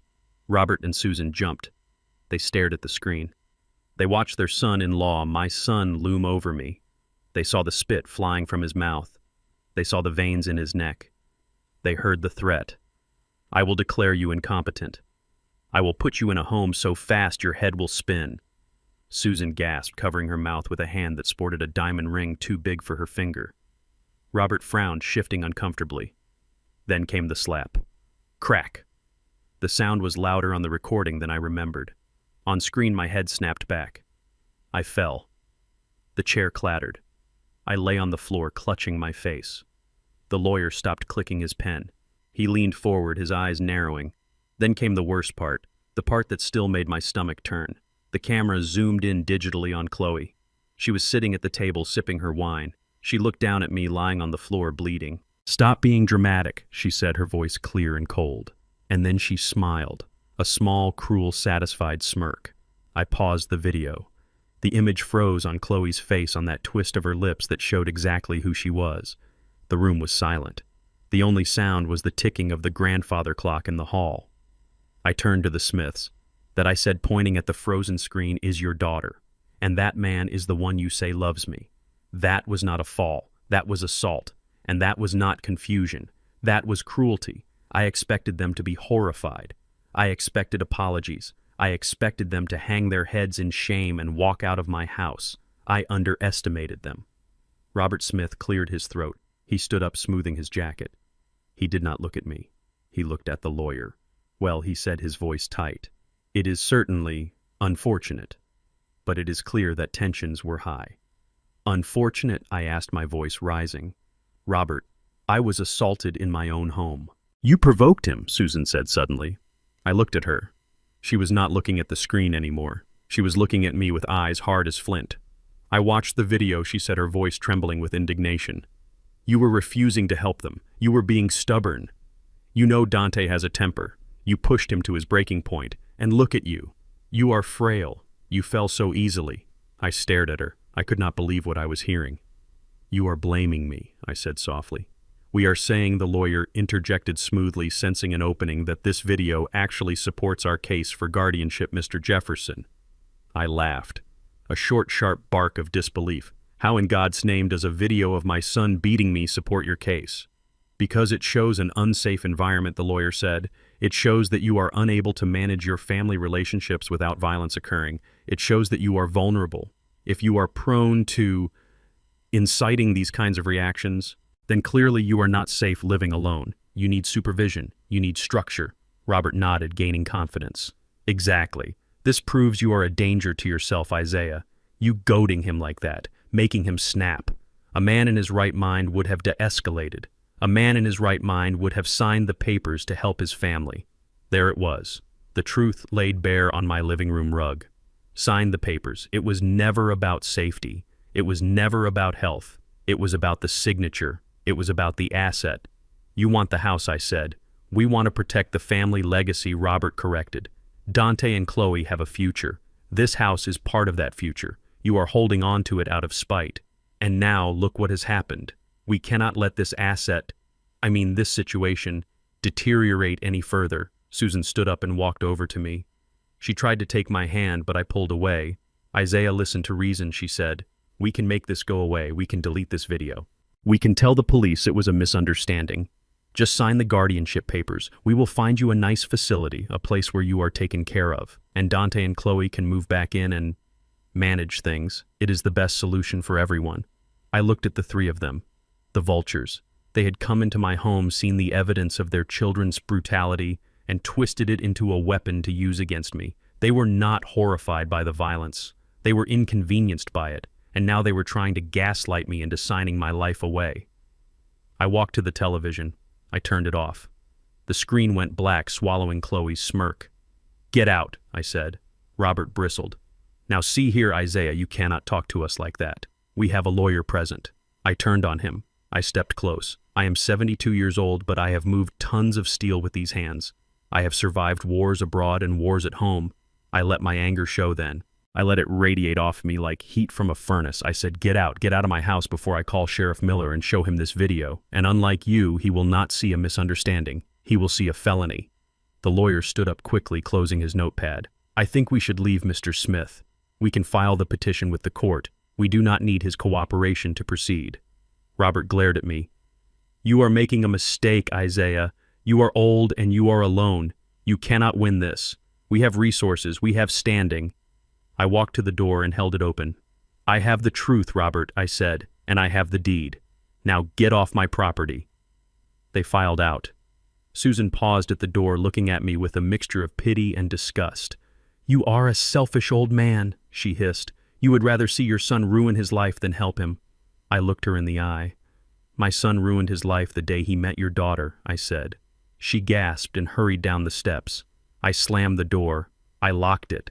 I leaned my forehead against the cool wood. My heart was racing. My hands were shaking. Not from fear, but from a cold realization. They were not going to stop. They were going to sue me. They were going to drag me into court and try to paint me as a senile, incompetent fool. They were going to use my age against me. They were going to use my race against me. They were going to use every dirty trick in the book to get their hands on my money. I walked back to my desk. I picked up the phone. I called Harrison. They just left, I said. Did they take the bait? Harrison asked. Hook, line, and sinker, I said. They watched the video and they defended him. They threatened guardianship. They want the house, Harrison. They practically drooled on the floorboards. Good, Harrison said. That is exactly what we needed. Their intent is clear. Now we go on the offensive. What is the next move? I asked. The next move is to cut the supply lines, Harrison said. Dante is surviving on credit and hope. We are going to take both away. I hung up. I sat in the silence of my house. I thought about Dante. I thought about how he used to look at me when he was a boy like I was Superman because I could fix anything. I fixed his bike. I fixed his toys. I fixed his car. Now I had to fix him. And the only way to fix him was to break him completely. I opened my laptop.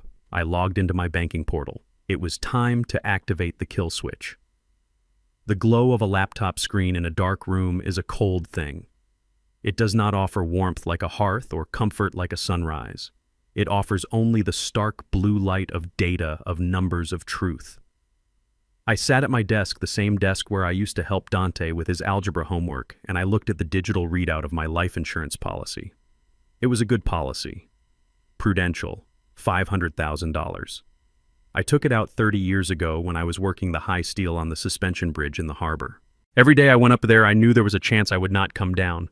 I wanted to make sure that if I fell, Betty and the boy would catch a soft landing. I paid the premiums every month, rain or shine, strike or overtime. I paid. For 30 years, Dante was the primary beneficiary. If my heart stopped beating, he became a half-millionaire. I looked at his name typed there on the screen. Dante Jefferson. It looked innocent enough in pixels, but I knew the truth. That name was not a promise anymore. It was a target. As long as his name was on that line, my life was worth more to him than my breath. I thought about the conversation in the hospital room I had imagined in my head, the way he would look at the monitor waiting for the line to go flat. I thought about the conversation I heard on the recording where he talked about my assets like they were his birthright. I moved the cursor. I highlighted his name. I hit the delete key. The name vanished, just like the son I thought I had. In its place, I typed a new name, the Betty Jefferson Scholarship Fund. It did not exist yet, not officially, but Harrison was drawing up the papers. It would send kids from the neighborhood to engineering school, kids who knew how to work, kids who would not raise a hand to an old man. I clicked save. The screen refreshed. Update successful. I sat back in my chair. The air in the room felt lighter. I had just removed the bounty from my own head, but I was not done. The insurance was the shield. Now I needed the sword. I opened a new tab.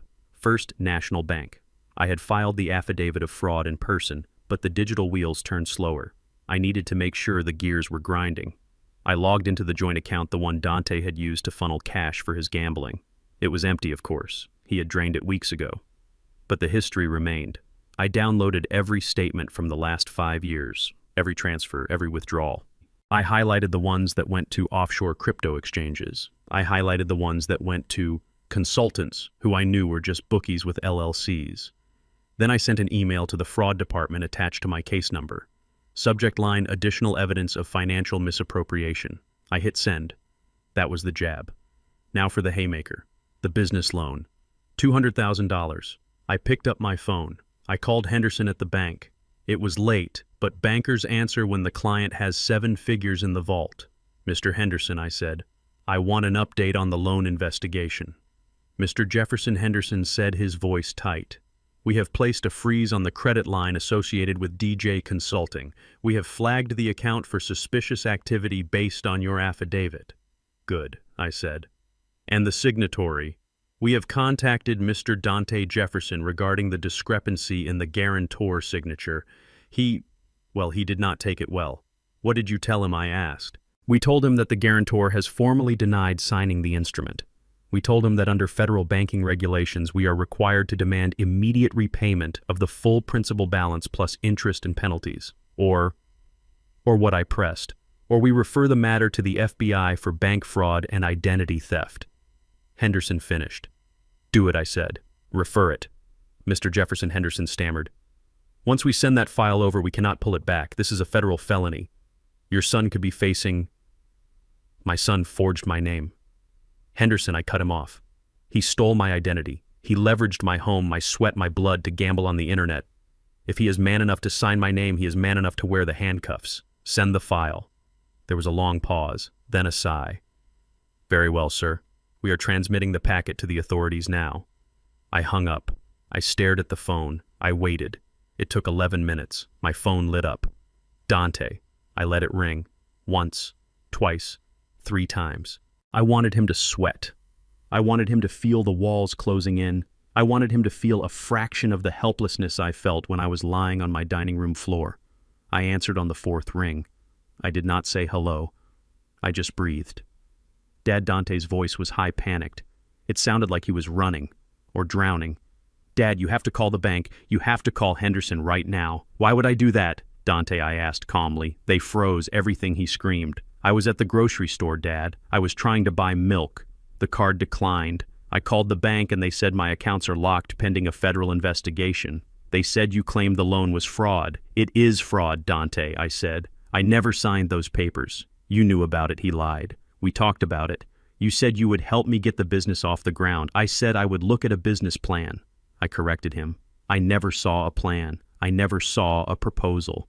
And I certainly never picked up a pen to co-sign a $200,000 debt for a company that doesn't exist. You traced my signature, Dante. I saw the document. You used the signature from my Christmas card 2 years ago. The loop on the J is identical. Dante went silent. He knew I had him. He knew I was an engineer. I noticed details. I noticed patterns. Dad, listen, he said, his voice dropping to a whisper. You have to undo this. They are talking about prison. They said bank fraud carries up to 30 years. 30 years, Dad. I will die in there. You should have thought about that before you became a criminal, I said. I am your son, he wailed. How can you do this to your own blood? My blood does not steal from me, I said. My blood does not hit me. My blood does not plot to put me in a nursing home so he can sell my house. He gasped. Who told you that I told you, Dante? I hear everything. I see everything. There was a frantic shuffling sound on the line, then Chloe's voice pierced my ear. You listen to me, you old psycho, she hissed. You fix this. You call the bank and you tell them you forgot. You tell them you signed it and you just got confused because of your dementia. You do it right now or I swear to God I will. You will what, Chloe? I asked. You will hit me. You will push me down the stairs, or maybe you will try to poison my coffee. She stopped. The venom caught in her throat. I know who you are, Chloe, I said. I know you pushed him to do this. I know you spent the money. I saw the credit card statements, the jewelry, the trips, the clothes. You spent my retirement on vanity. We deserved that money, she shrieked. We were going to pay it back with what I asked. With the profits from your imaginary consulting firm, with your winnings from the crypto casino. It is over. The ride is over. Dante came back on the line. Dad, please, I am begging you. I will sign whatever you want. I will give up the claim to the house. Just don't let them arrest me. I closed my eyes. I felt a phantom pain in my cheek. I cannot stop it, Dante, I said. The train has left the station. Henderson sent the file to the FBI 5 minutes ago. No, Dante moaned. No. They are going to come for you, son, I said. They are going to look at every transaction. They are going to see the forgery. They are going to see where the money went. And when they come, you better be wearing comfortable shoes, because where you are going, you won't be doing much walking. Dad, wait. I hung up. I turned off the phone. I sat in the darkness of my office. The only light came from the street lamp outside, casting long shadows across the floor.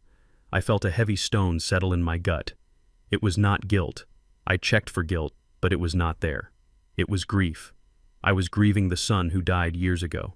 The little boy who wanted to be an astronaut. The teenager who helped me fix the fence. That boy was gone. The man who replaced him was a stranger, a parasite who had consumed the host until there was nothing left but a shell. I had done the hardest thing a father can do. I had cut off the limb to save the body. But the night was not over. The financial freeze was just the beginning. I knew what would happen next. Desperation makes people stupid, but it also makes them dangerous. Dante and Chloe were cornered animals now. They had no money, they had no home, and now they had the federal government breathing down their necks. They would not run, they could not run, they had no resources to run, they would attack. I stood up. I walked to the window. I checked the locks. I checked the camera feed on my tablet. The perimeter was clear, but I knew they were coming. Not with guns, maybe, but with something else. They would try to destroy me the only way they had left. They would try to take my name. I went to the kitchen. I made a pot of coffee. I was going to need to be awake, because tomorrow the real war for my life would begin. And I needed to be sharp. I needed to be ready for the mud they were about to sling. I took a sip of the dark, bitter liquid. Let them come, I whispered to the empty house. I have built bridges over rushing rivers. I have built tunnels through solid rock. I can handle a little mud. Rats are the first to sense when a ship is going down. They do not wait for the water to touch their feet. They do not wait for the captain to give the order to abandon ship. They smell the rot in the hull. They feel the vibration of the engine dying. And they run. I knew it was only a matter of time before the alliance between my son and his wife began to fracture. Greed is a strong glue, but it dissolves instantly in the solvent of poverty. When I cut off the money, when I froze the accounts, when I reported the fraud to the FBI, I removed the only thing that held Dante and Chloe together.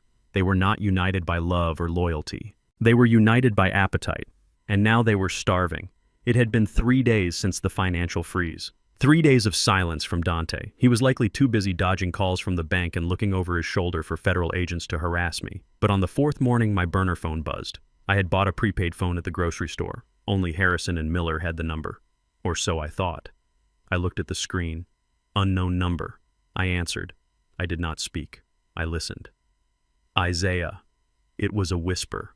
A woman's voice. But it lacked the shrill entitlement I was used to. It sounded small. Tight. It is Chloe. Don't hang up, please. I cannot talk long. Dante is in the bathroom. I sat in my kitchen drinking my coffee black. The morning sun was hitting the table where I had served them their eviction notice. What do you want, Chloe? I asked. My voice was granite. I need to see you, she said. Alone, not at the house. somewhere public, somewhere safe. I have information about Dante, about what he is planning next. I leaned back in my chair. So the cannibalism had begun. Why would I want to see you? I asked. You are the one who told him to hit me. You are the one who laughed. I was scared, she hissed. You don't know him like I do, Isaiah. He is unstable. He forced me. I just went along with it because I was afraid of what he would do to me if I didn't. But now he is talking crazy. He is talking about hurting you for real. I can help you stop him, but we have to meet. I looked at the camera in the corner of the ceiling. I knew she was lying. I knew she was the architect of my misery just as much as Dante was. But a general does not ignore intelligence even if it comes from a traitor. Starbucks on 4th and Main. 1 hour. If you are late, I leave. I hung up before she could answer. I dressed carefully. I wore my work boots. I wore a flannel shirt under a canvas jacket. I wanted to look like the man she despised. I wanted to look like the blue-collar worker she thought she was better than. I arrived at the coffee shop 15 minutes early. I chose a table in the back away from the windows but with a clear view of the entrance. I ordered a black coffee. I sat. I placed my phone face down on the table. The voice recorder app was already running. Chloe walked in 10 minutes late. She looked different. The arrogance was gone, replaced by a nervous energy that made her movements jerky and erratic. She was wearing sunglasses indoors, a trench coat that was buttoned all the way up. She looked like someone trying to play the role of a spy in a bad movie. She scanned the room. When she saw me, she hesitated. Then she walked over, clutching her designer handbag like a life preserver. She sat down across from me. She did not take off her sunglasses. "Thank you for coming," she whispered, leaning across the table. Her breath smelled of mints and anxiety. "I did not come here for pleasantries, Chloe," I said. "You said you had information. Talk." She looked around, checking the nearby tables. "Dante is losing his mind," she said. "Since the bank froze the accounts, he has been drinking non-stop. He is talking to people, Isaiah. Bad people. He is trying to find someone to do something to you, to scare you into dropping the fraud charges." I sipped my coffee. I was not surprised. Desperation makes cowards feel brave. "Is that it?" I asked.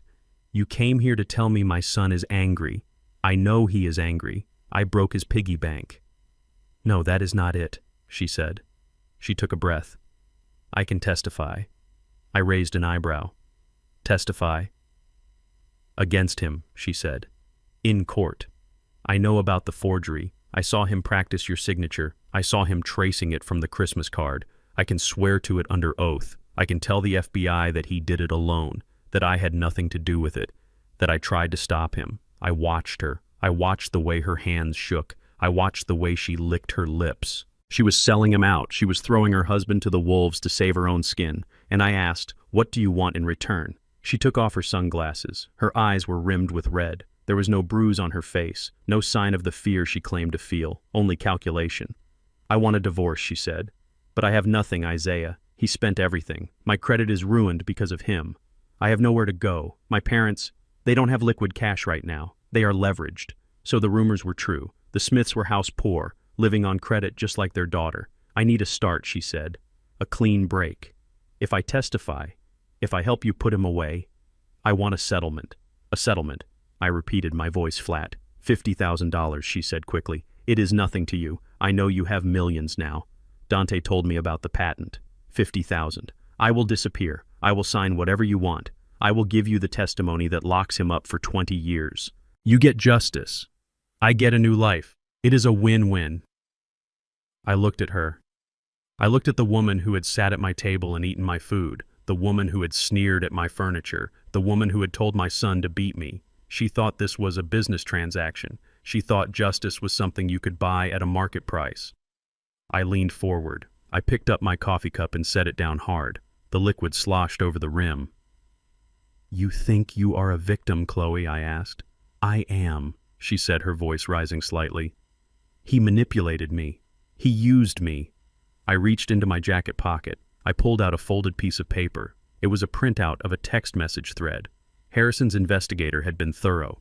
"This is a text you sent to Dante 3 months ago," I said. I read it out loud. "He is just an old fool, Dante. Push him. Make him sign. If he dies, he dies. We get the house anyway." Chloe's face went white. Her mouth opened, but no sound came out. "And here is another one," I continued, unfolding the paper further. "From the night of the assault. Hit him again. He needs to learn his place." I dropped the paper on the table between us. "You are not a victim, Chloe," I said, my voice low and dangerous like a growl. "You are the architect. You pushed him. You fueled his greed because it matched your own. You wanted the Mercedes. You wanted the jewelry. You wanted the lifestyle you thought I owed you." "Isaiah, please," she stammered, reaching for my hand. I pulled it away as if she were contagious. And now I continued.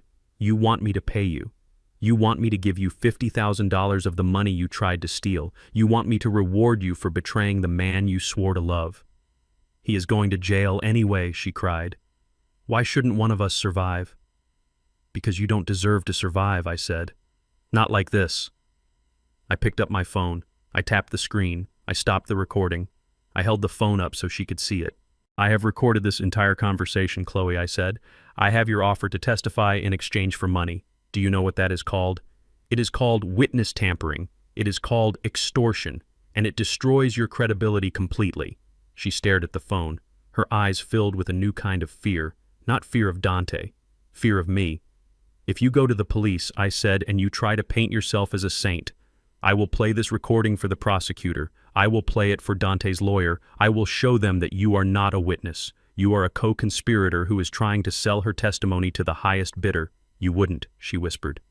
"I would," I said. "And I will." I stood up. I towered over her. She looked small in her trench coat, small and cheap. "You came here looking for a lifeboat," I said, "but you drilled the holes in the hull yourself." "But he will kill me," she sobbed. "If I don't get away, he will hurt me." "Then you should have thought about that before you married a weak man and tried to turn him into a gangster," I said. I threw a $20 bill on the table. "Buy yourself a coffee," I said, "and maybe a bus ticket, because you are not getting a dime from me. Not now, not ever." I turned and walked away. I did not look back. I walked out into the cold air. My heart was pounding, but my hands were steady. I felt a grim satisfaction. I had just cut off the last head of the Hydra. Dante was alone. Chloe was alone. They were turning on each other just as I knew they would. Evil always eats itself eventually. But as I walked back to my truck, I knew this wasn't the end. Chloe was desperate, and desperate people do desperate things. She wouldn't go to the police. Not now. She would go back to her parents. She would go back to the Smiths. And together they would launch the final assault. They couldn't get the money by theft. They couldn't get it by extortion. So they would try to get it by law. I checked my watch. I had a meeting with Harrison in an hour. We had to prepare for the guardianship hearing. I knew it was coming. They would file the papers today. They would claim I was incompetent. They would claim I was paranoid. Let them file. I touched the phone in my pocket. I had the text messages. I had the video of the slap. And now I had the audio of Chloe trying to sell her soul for 50 grand. I was not just building a defense. I was building a cage. And when they stepped inside, I was going to lock the door and throw away the key. The courtroom smelled of floor wax and old lies. It was a smell I knew well from my days as a foreman negotiating contracts, but today it smelled particularly rancid. I sat at the defendant's table, my hands folded on the polished wood. I wore my best suit, the charcoal gray one I bought when I sold my first patent. Beside me sat Harrison, calm as a frozen lake, his briefcase open and ready. Across the aisle sat the conspiracy. Dante was wearing a blue tie I had bought him for Easter 3 years ago, the color of innocence. He looked down at his hands, playing the part of the heartbroken son forced to make a difficult decision. Next to him was Chloe, dabbing at dry eyes with a tissue. And behind them, sitting in the gallery like the financiers of a hostile takeover, were Robert and Susan Smith.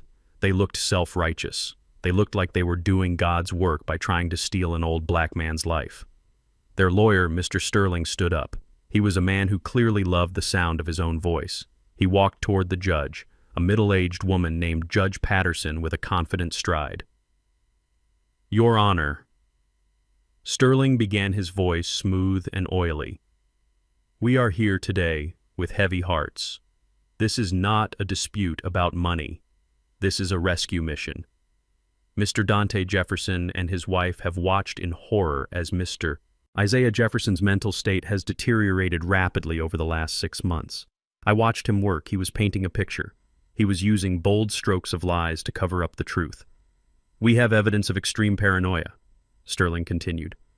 Mr. Jefferson believes his own family is stealing from him. He has installed surveillance cameras inside his home.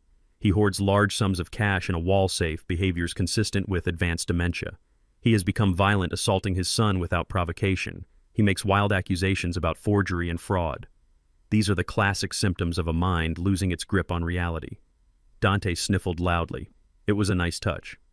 Sterling turned to point a finger at me. This man is a danger to himself, Your Honor. He is sitting on significant assets that he is no longer capable of managing. He is burning bridges with everyone who loves him. We are asking the court to grant emergency guardianship to his son, Dante Jefferson, so that we can ensure Isaiah receives the medical care he so clearly needs and to protect the estate from being squandered in his confusion. He sat down. The air in the room was heavy. It was a good speech. If I didn't know me, I would have believed him. Harrison leaned toward me. Do you want me to take this, Isaiah? I looked at the judge. She was reading the file, her brow furrowed. She was looking at the police report from the eviction. She was looking at the affidavit from the bank. She was trying to reconcile the monster Sterling described with the quiet man sitting in front of her. No, Harrison, I whispered. If I let you talk, they will say I am too weak to speak for myself. I need to show her. I stood up. My knees popped. The sound echoed in the quiet room. I buttoned my jacket. I did not walk to the podium. I stood behind my table, grounding myself like a pylon in a river. Your Honor, I said. Your Honor, My voice was deep. It did not shake. It was the voice that shouted orders over the roar of jackhammers and diesel engines for 40 years. Mr. Sterling tells a very sad story. If it were true, I would be the first one to sign myself into a home. But a story without a foundation is just a fairy tale. And I am an engineer. I deal in foundations. Judge Patterson looked over her glasses. You may proceed, Mr. Jefferson. Thank you, Your Honor. They say I am paranoid. Paranoia is an irrational fear of threats that do not exist. But what do you call it when the threat is sitting 5 feet away wearing your tie? I pointed at Dante. He flinched. They say I am confused because I accused my son of theft. But is it confusion when the bank freezes his accounts for fraud? Is it confusion when the FBI opens a file on him for identity theft? Sterling jumped up. Objection, Your Honor. These are unproven allegations. The judge waved him down. Overruled. I want to hear him. I reached into Harrison's briefcase. I pulled out 3 thick envelopes. They claim I have dementia, I continued. They claim my mind is gone. So yesterday morning I went shopping, but I didn't buy groceries. I bought opinions. I walked to the bench and handed the envelopes to the bailiff. Your Honor, you will find in there 3 separate medical evaluations conducted in the last 48 hours. One from Dr. Aris, the chief of neurology at Mercy Hospital. One from Dr. Chen, a geriatric psychiatrist. And one from Dr. Lewis, my general practitioner for 20 years. I turned back to look at Dante. His face was losing its color. The blue tie suddenly looked like a noose. Read the summaries, Your Honor, I said. Judge Patterson opened the first envelope. She scanned the page. She opened the second, then the third. Her eyebrows went up. Mr. Jefferson, she said, reading from the paper, Dr. Aris writes that your cognitive function is consistent with a man half your age. He notes that you recited the serial numbers of your patents from memory. I tapped my temple. I built bridges, Your Honor. If I forget a decimal point, people die. I do not forget. I turned to the gallery. I looked straight at Robert Smith. He shifted in his seat, his arrogance beginning to crack. They say I hoard cash, I said. I keep $5,000 in a safe. That is not hoarding, that is liquidity. And I keep it there because I learned a long time ago that when you are a black man in America, sometimes the systems go down. Sometimes you need to be ready to move. That is not senility, that is survival. I walked back to my table, but I did not sit down. Now let us talk about why we are really here. We are not here because my son loves me. We are here because my son is broke. Sterling stood up again, his face red. Your Honor, this is irrelevant character assassination. It is entirely relevant, the judge snapped. Sit down, counselor. I pulled out the financial records Harrison had prepared, the flow charts, the bank statements. My son has gambling debts, I said, my voice hard. He owes money to people who break legs for a living. He tried to get me to sell my house to pay them. When I refused, he hit me. When I kicked him out, he tried to steal my identity to get a loan, and when that failed, he came to you. He came to this court to use the law as a weapon to strip me of my rights so he could liquidate my life's work to cover his mistakes. I looked at Chloe. She was shrinking in her seat, trying to make herself small. This is not a guardianship petition. Your Honor, I said. This is a robbery in progress. They do not want to protect me. They want to harvest me. I sat down. The silence in the courtroom was absolute. You could hear a pin drop. You could hear the air conditioning hum. You could hear Dante's heavy breathing. Judge Patterson looked at the documents in front of her. She looked at the medical reports. She looked at the financial records I had submitted. She looked at Dante. Mr. Jefferson, she said to Dante, is it true that your bank accounts are currently frozen due to a fraud investigation? Dante stood up. His legs were shaky. He gripped the table for support. Your Honor, he stammered. That is a misunderstanding. My father, he is vindictive. He is trying to ruin me. The judge narrowed her eyes. Is it true or not? Yes, Dante whispered.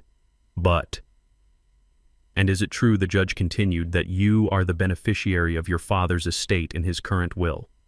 Dante looked at his lawyer. Sterling looked at the floor. I was, Dante said. Judge Patterson closed the file. She slapped her hand down on the folder. A sound like a gavel. I have heard enough. She leaned forward, her face stern. In 20 years on the bench, I have seen many frivolous lawsuits. But this is offensive. Mr. Sterling, you should be ashamed of yourself for bringing this petition without doing your due diligence regarding your client's financial motives. She turned her gaze to Dante and Chloe. There is absolutely no evidence to suggest that Isaiah Jefferson is incompetent. In fact, he seems to be the only person in this family who has his affairs in order. The petition for guardianship is denied with prejudice. That means do not come back here. Do not try this again. Dante slumped into his chair. It was over. The legal Hail Mary had failed, but the judge was not done. Furthermore, she said, picking up a piece of paper from my evidence pile. Based on the testimony regarding the forgery and the assault, I am forwarding the transcript of this hearing to the district attorney's office. If these allegations are true, Mr. Jefferson, you are not going to be a guardian of anything. You are going to be a defendant. The Smiths stood up in the gallery. Robert looked furious. Susan looked terrified. They realized suddenly that the mud they had helped sling was splashing back onto their expensive clothes. They turned and walked out of the courtroom, their heels clicking loudly on the floor, abandoning the ship they had helped launch. Dante watched them go. He was alone. Judge Patterson banged her gavel. Court is adjourned. Mr. Jefferson, she said, nodding to me. I suggest you change your locks. Again. I stood up. Harrison shook my hand. Well done, Isaiah, he said. You missed your calling. You should have been a litigator. I prefer building things, Harrison, I said. Lawyers just tear things apart. I walked past Dante's table. He was sitting with his head in his hands. Chloe was crying softly, but I knew they were crocodile tears. She was crying for herself. She was crying because the meal ticket had just been canceled permanently. I stopped. Dante looked up. His eyes were red. He looked like a child again, a child who had touched the stove after being told it was hot. Dad, he whispered. I looked at him. I looked at the man who had dragged me into a court of law to call me crazy. You wanted a guardian. Dante, I said. He nodded slowly. Well, you are going to get one, I said. But he won't be family. He will be a parole officer. I turned and walked out of the courtroom. The heavy doors swung shut behind me with a solid final thud. It sounded like the closing of a vault. I walked out into the sunlight. The air was fresh. I took a deep breath. I had won the battle. I had kept my freedom. I had kept my name. But as I walked down the courthouse steps alone, I knew the war was not quite over. A wounded animal is dangerous, but a trapped animal is deadly. Dante was trapped. The law was coming for him. The debts were coming for him. And I knew my son. He would not go down alone. He would try to take everyone with him. I needed to be ready for the final act. The echo of the gavel striking the woodblock was the sound of a guillotine blade dropping. It severed the last thread of hope my son had of controlling my life. The courtroom, usually a place of hushed whispers and shuffling papers, seemed to hold its breath. Judge Patterson had not just denied the petition. She had lit a fuse. Referral to the district attorney. Those words hung in the air like smoke after a demolition blast. Dante stood frozen at the plaintiff's table. His mouth was slightly open, his eyes wide and unseeing, staring at the judge as if she had just spoken in a language he did not understand. He looked at his lawyer Sterling, who was already packing his briefcase with the hurried, frantic movements of a man trying to distance himself from a radioactive isotope. Mr. Jefferson, the judge, set her eyes cold and hard on Dante. "You are dismissed, but I suggest you do not leave the building." "Why?" Dante choked out. His voice was a thin, high rasp. "Why can't I leave?" "Because, Mr. Jefferson, there are officers waiting for you at the back of the room." Dante turned around slowly. I turned with him. At the back of the courtroom, standing by the heavy double doors, were two men in dark suits. They were not bailiffs. They were not local deputies like Miller. They wore the crisp, nondescript suits of federal agents. Behind them stood two uniformed officers. The blood drained from Dante's face so fast it looked like a curtain falling. He grabbed the edge of the table, his knuckles turning white. He looked at me. For a second, I thought I saw fear. I thought I saw the boy who used to run to me when he scraped his knee. But then his eyes hardened. The fear turned into a hot, molten rage. "You did this!" he screamed. The sound tore through the quiet courtroom. He pointed a shaking finger at me. "You set me up. You planned this. You knew they were coming." I remained seated. I did not flinch. I watched him unravel. It was like watching a bridge fail under a load test. First the groaning of the metal, then the snapping of the cables, and finally the catastrophic collapse. "I did not set you up, Dante," I said calmly, my voice carrying across the aisle. "You forged the signature. You spent the money. You built the trap.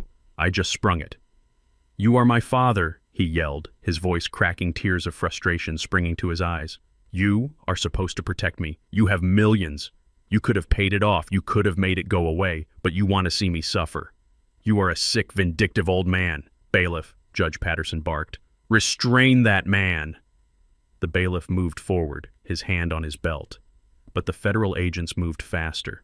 They strode down the center aisle, their footsteps heavy and purposeful. They did not run. They did not shout. They moved with the terrifying inevitability of a glacier.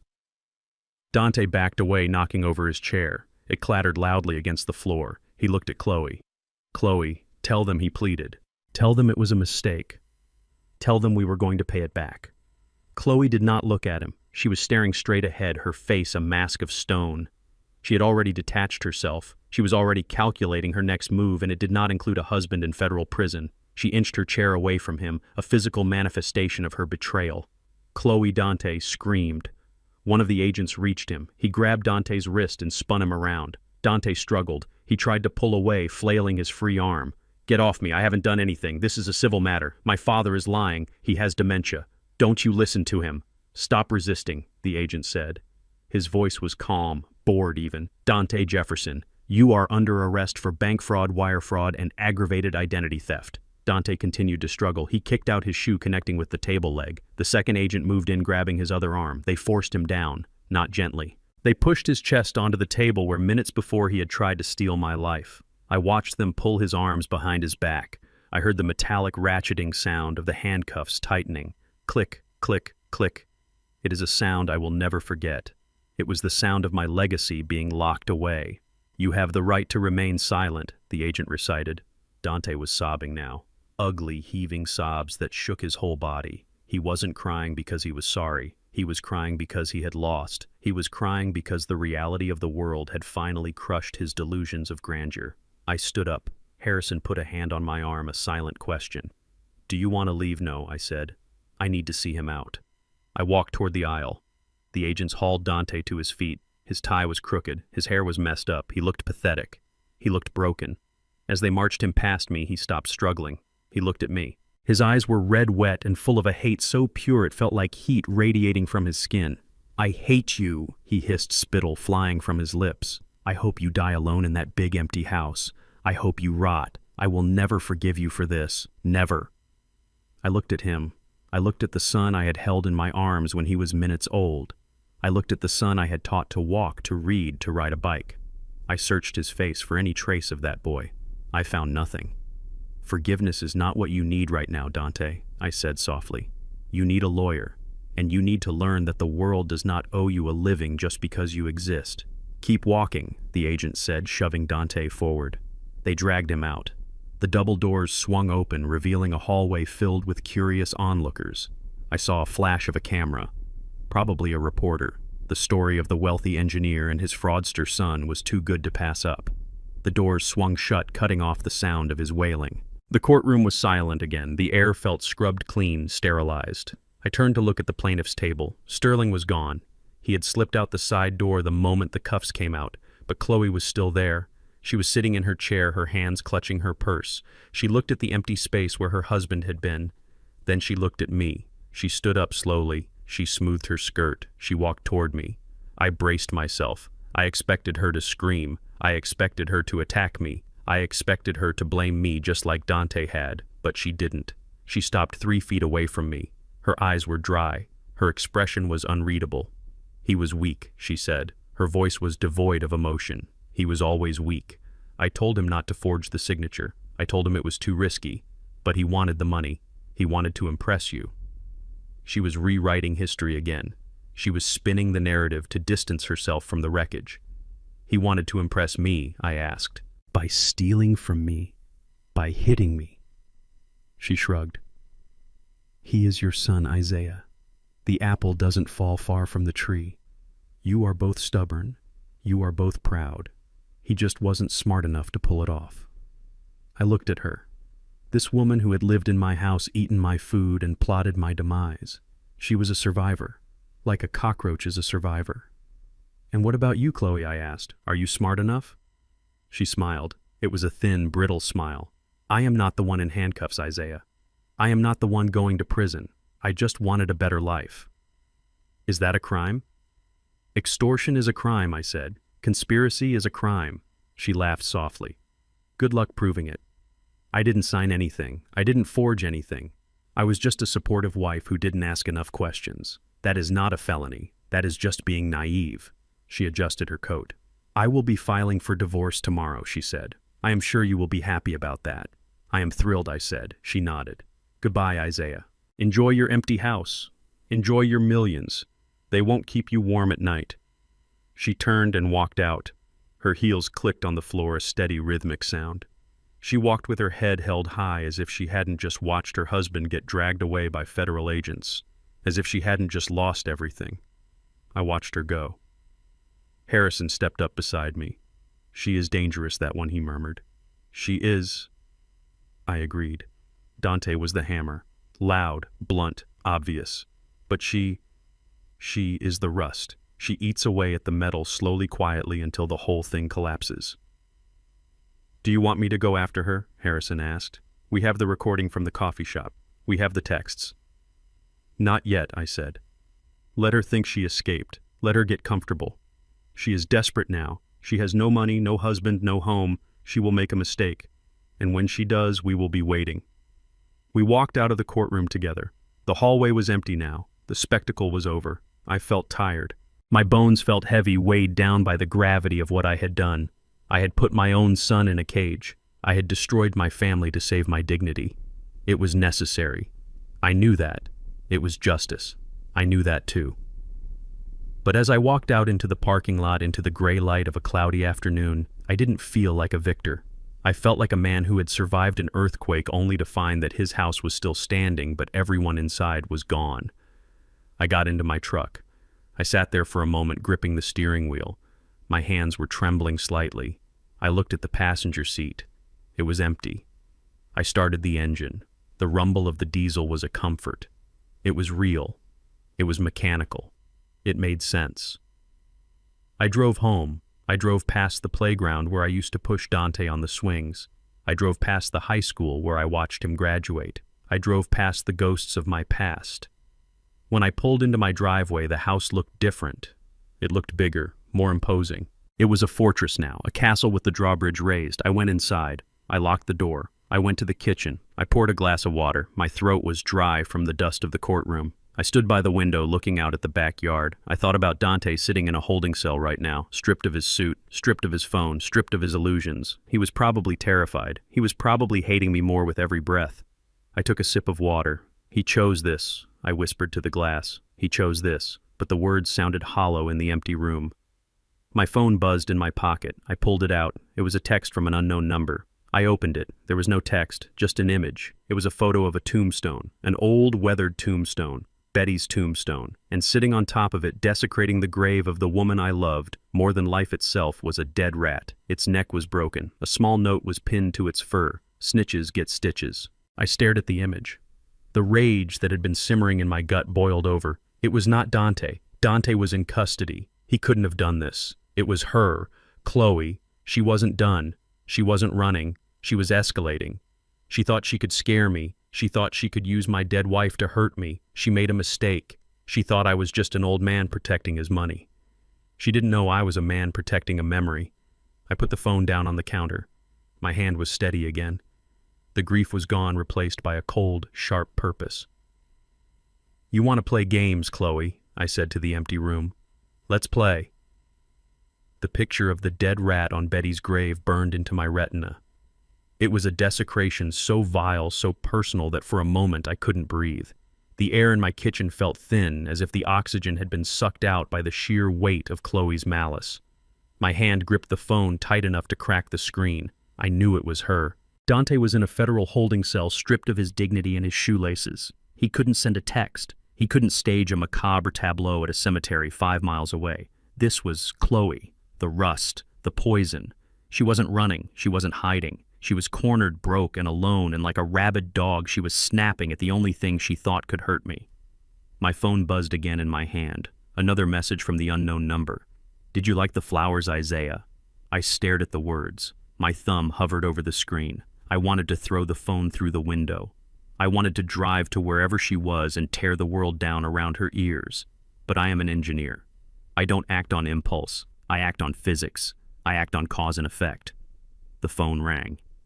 The same number. I answered. I put it on speaker and set it on the granite counter. I needed my hands free. I needed to feel the cool stone beneath my palms to keep from shaking. "Hello, Chloe," I said. My voice sounded like gravel grinding in a mixer. "You arrested my husband," she said. Her voice was not hysterical this time. It was cold, flat. It was the voice of someone who had decided that if she was going to burn, she was going to take the whole house with her. "He arrested himself," I replied. "He forged the signature. He took the money." "Because you wouldn't give it to us," she screamed, the facade cracking for a split second before she reined it in. "You have millions, Isaiah. Millions sitting in accounts doing nothing while we were drowning. You owed us." "I owed you nothing," I said. "And now you have desecrated my wife's resting place. You have crossed a line, Chloe, a line you can't come back from." "Oh, I haven't even started," she laughed. A dry, brittle sound. "That rat. That was just a greeting card. I have something much better, something that will destroy you." I waited. I let the silence stretch. I knew she couldn't hold it in. Villains always need to monologue. They need to tell you how smart they are. "I found things, Isaiah," she said, her voice dropping to a conspiratorial whisper. "When we were living in your house, when I was going through your closets, I found Betty's journals. I froze. Betty didn't keep journals. She kept recipe books. She kept garden logs. She kept calendars, but she never wrote a diary." "You are lying," I said. "Am I?" Chloe asked. "I have pages, Isaiah.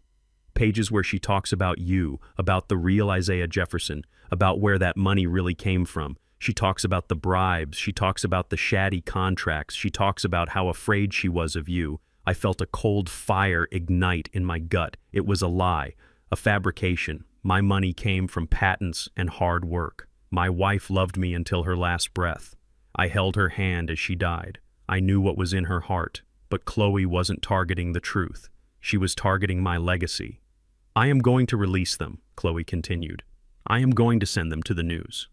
I am going to send them to the board of that scholarship fund you are trying to set up. Imagine the headlines: philanthropist funded by corruption, beloved wife lived in terror. The Betty Jefferson Fund will be poisoned before it even launches. No one will take your money. Her name will be mud." She paused, letting the threat sink in. Unless what?" I asked. "Unless you transfer $2 million into a crypto wallet by noon tomorrow," she said. "And you drop the charges against Dante. You tell the feds you made a mistake. You tell them you gave him permission." "I cannot stop a federal investigation, Chloe," I said, "even if I wanted to." "Figure it out," she shrieked. You are the genius engineer. Fix it, or Betty's memory gets trashed. I will ruin her, Isaiah. I will make the whole world think she was a battered wife married to a crook. Do you hear me? I heard her. I heard the desperation. I heard the madness. But mostly I heard the sound of a woman signing her own death warrant. She had made a fatal calculation. She thought that threatening my money would make me bend. When that failed, she thought threatening my reputation would make me break. And now she thought threatening Betty's memory would make me surrender. She didn't understand. Betty was the only pure thing in my life.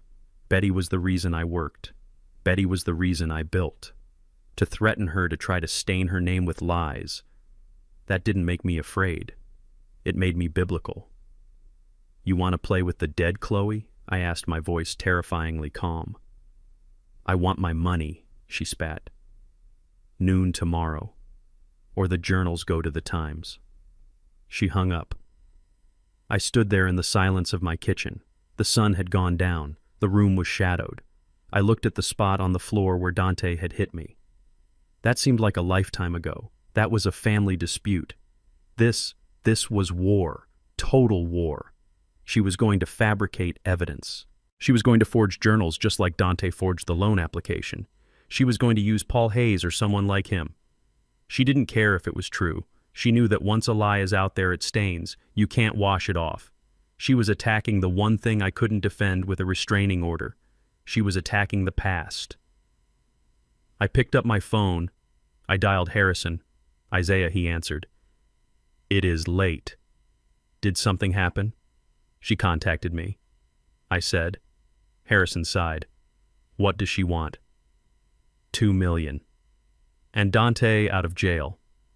Or she releases forged diaries claiming I was corrupt and abusive to Betty. She is going after the scholarship fund, Harrison. She is going after Betty's name. There was a long silence on the line. I could hear Harrison taking off his glasses. That is evil, he said finally. And it is slander. We can sue her. We can get an injunction. Injunctions take time, Harrison, I said. Lies travel at the speed of light. By the time we get a court order, the damage will be done. She knows that. So what do we do? Harrison asked. We can't pay her. No, I said. We don't pay. We evict. Evict, Harrison sounded confused.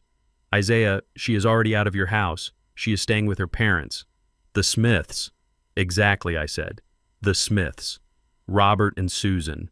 The ones who came to my house and looked down their noses at me. The ones who tried to help her steal my estate. I walked to my office. I sat down at the computer. I woke up the screen. Harrison, I said, do you remember the due diligence we did on Dante's in-laws when they tried to file the guardianship? I do, Harrison said.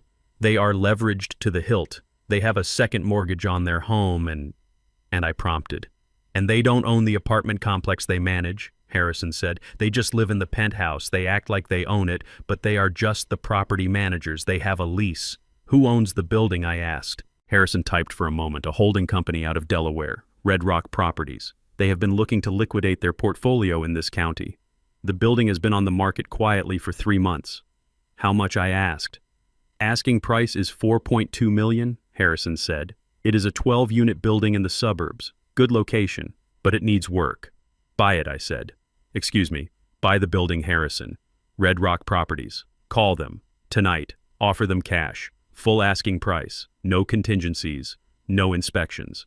I want a 30-day close, but I want immediate assignment of all leases and management contracts effective upon signing of the purchase agreement.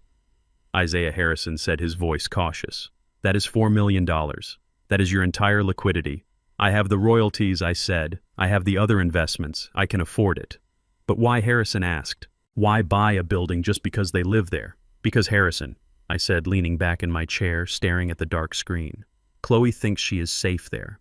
She thinks she has a fortress. She thinks her parents can protect her. She is using their address to send me threats. She is using their Wi-Fi to plan her attacks. I paused. I want to be her landlord, Harrison. I want to own the roof over her head. I want to own the ground she walks on. There was a pause. Then I heard a low chuckle from Harrison. You are a scary man, Isaiah Jefferson. They came for my wife, Harrison, I said softly. They touched the third rail. I will make the call, Harrison said. With a cash offer at full price, they will bite. We can probably have the paperwork signed by tomorrow morning. Good, I said. And Harrison, yes, draft a notice of rent increase, and a notice of termination of management services for Robert and Susan Smith. Termination. They are managing the building, I said. New ownership means new management, and the new owner has decided to go in a different direction. I hung up. I looked at the picture of the rat on the grave one last time, then I deleted it. She wanted to drag my wife's name through the mud. She wanted to make Betty a victim. Betty was never a victim. She was a queen, and I was her knight. Chloe thought she was playing chess. She thought she had put me in check. She didn't realize I wasn't looking at the board anymore. I was buying the table. I went to the closet. I pulled out my suit again. The navy blue one. Tomorrow was going to be a busy day. I had a building to buy, and I had a tenant to visit. I walked to the kitchen and poured the rest of the coffee down the sink. I didn't need caffeine. I was fueled by something much stronger. I was fueled by the memory of a woman who deserved better than this. And by God, I was going to give it to her. Chloe wanted to tell stories about the past fine. I was about to write her future, and it was going to be a short story. The ink on a cashier's check takes 3 seconds to dry, but the weight of it lasts forever. I held the check for $4.2 million in my hand. It was a small slip of paper, barely heavier than a feather, but it contained the accumulated sweat of 40 years of my life. It was the concrete I poured in the summer heat. It was the steel I welded in the winter frost. It was the nights I spent drafting blueprints while Betty slept. I handed the check to the representative from Red Rock Properties. He was a young man in a shiny suit who looked like he couldn't believe his luck. He didn't care why an old black man in a flannel shirt was buying a distressed apartment complex in the suburbs with cash.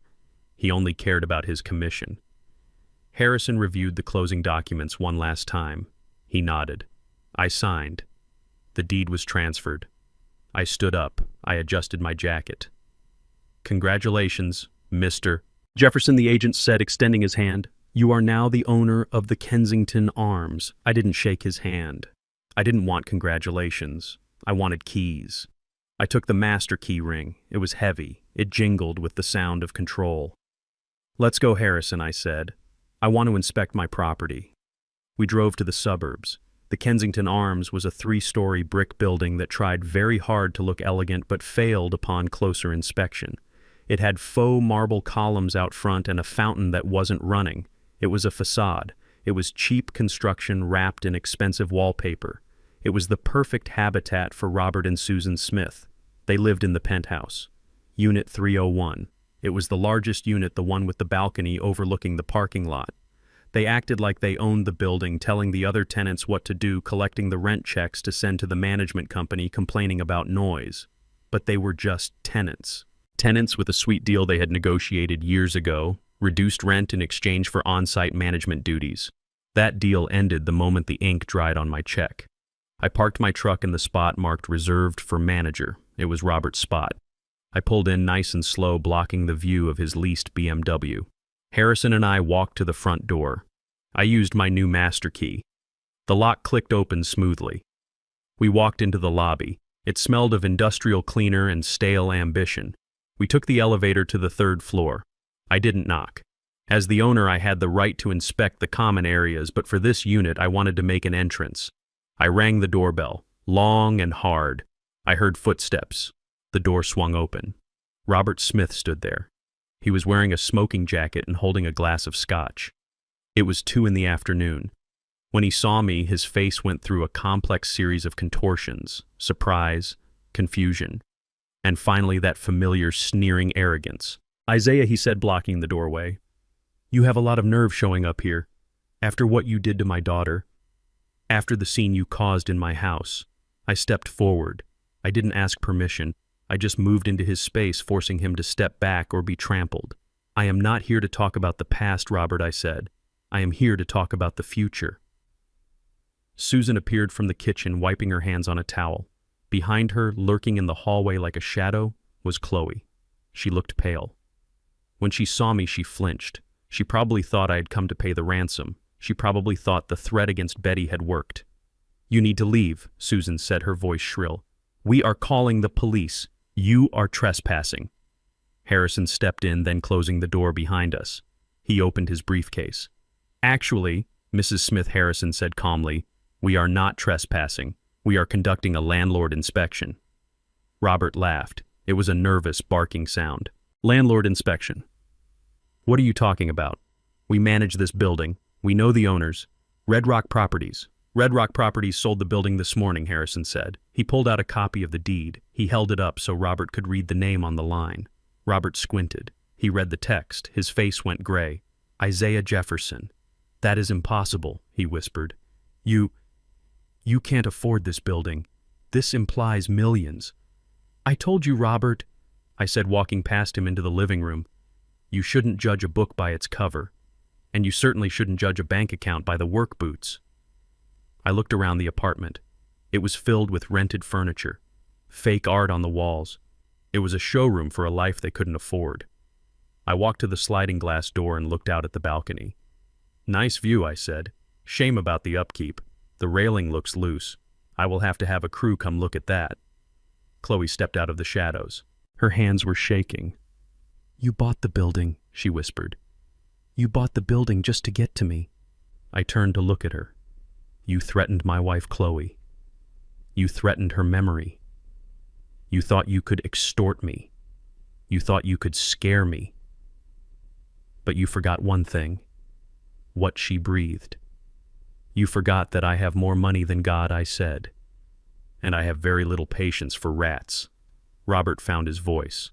He puffed out his chest, trying to regain some semblance of authority in his own living room. Now see here, Isaiah. This is highly irregular. Even if you own the building, we have a lease. We have a contract. You can't just barge in here. We have rights.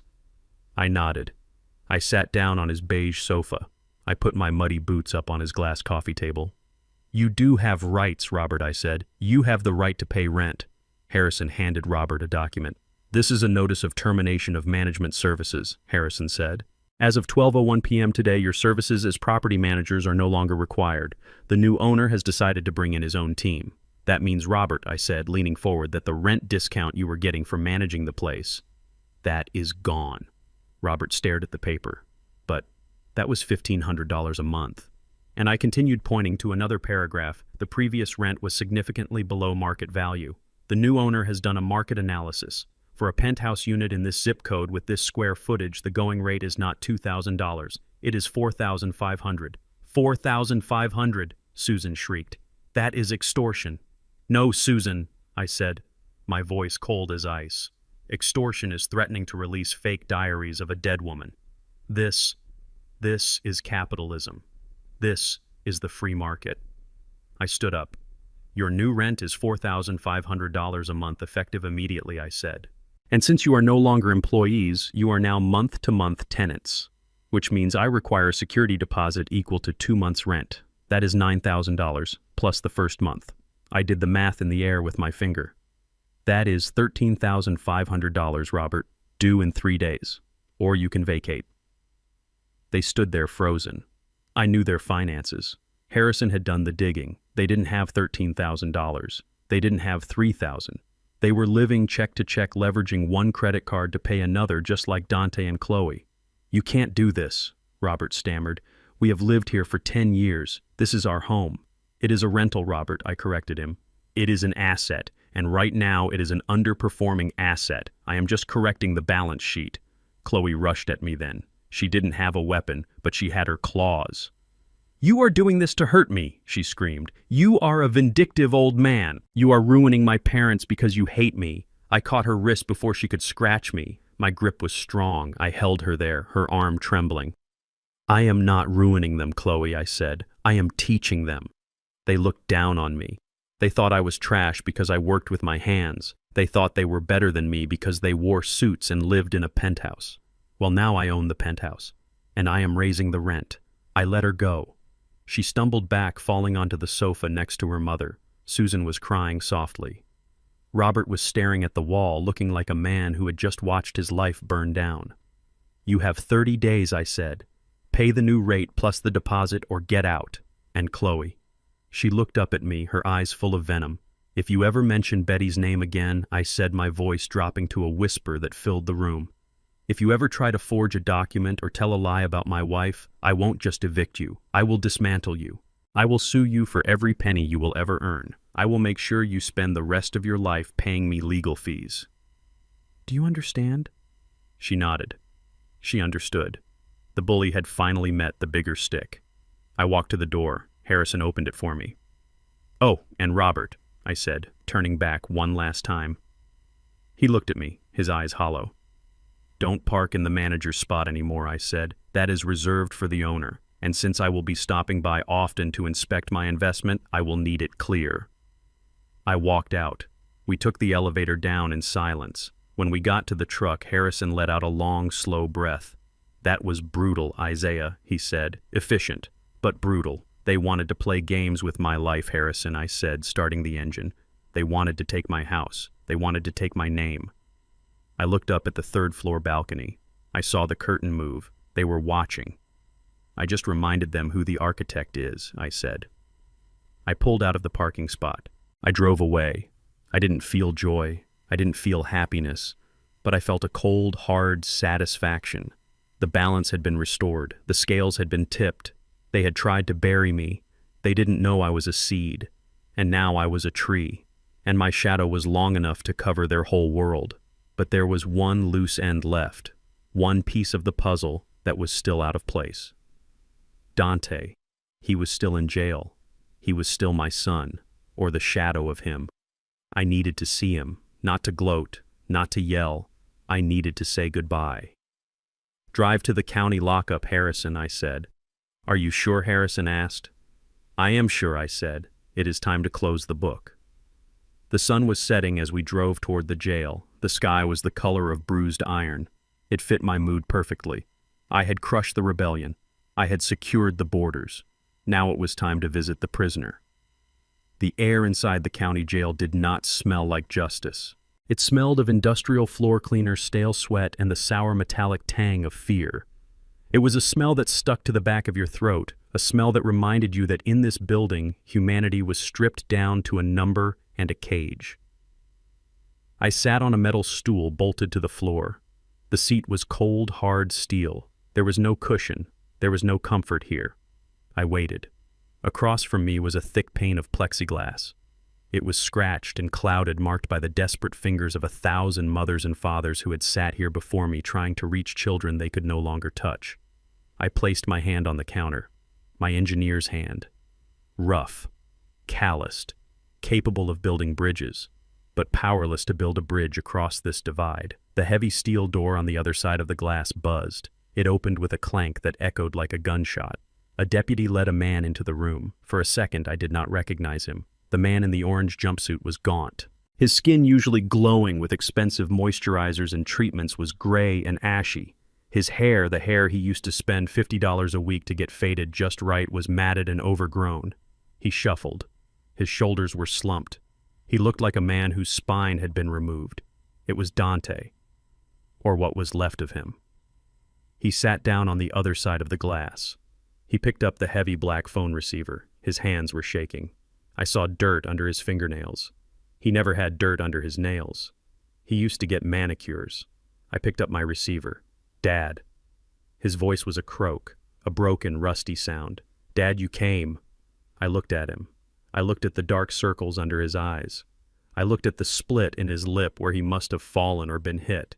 I felt a pang in my chest, a sharp physical pain. It was the ghost of the love I used to have for him, the memory of the little boy who cried when he dropped his ice cream cone. "I came, Dante," I said. My voice was steady, but it cost me every ounce of strength I had to keep it that way. "You have to get me out of here, Dad," Dante said, leaning forward. His eyes were wide, frantic. "You have to post bail. It is set at $100,000. I know you have it. I know about the money now. Chloe told me everything. You have millions. 100,000 is nothing to you. Please, I can't stay here." I watched him. I watched the desperation in his face. He wasn't asking how I was. He wasn't asking for forgiveness. He was asking for a check. "It is dangerous in here, Dad," he whispered, looking over his shoulder at the guard. "There are people here. Bad people. I don't belong here. I am not a criminal." "You are a criminal, Dante," I said. "You forged a signature. You stole money. You assaulted your father. That is the definition of a criminal. It was a mistake." He cried, tears starting to track through the grime on his face.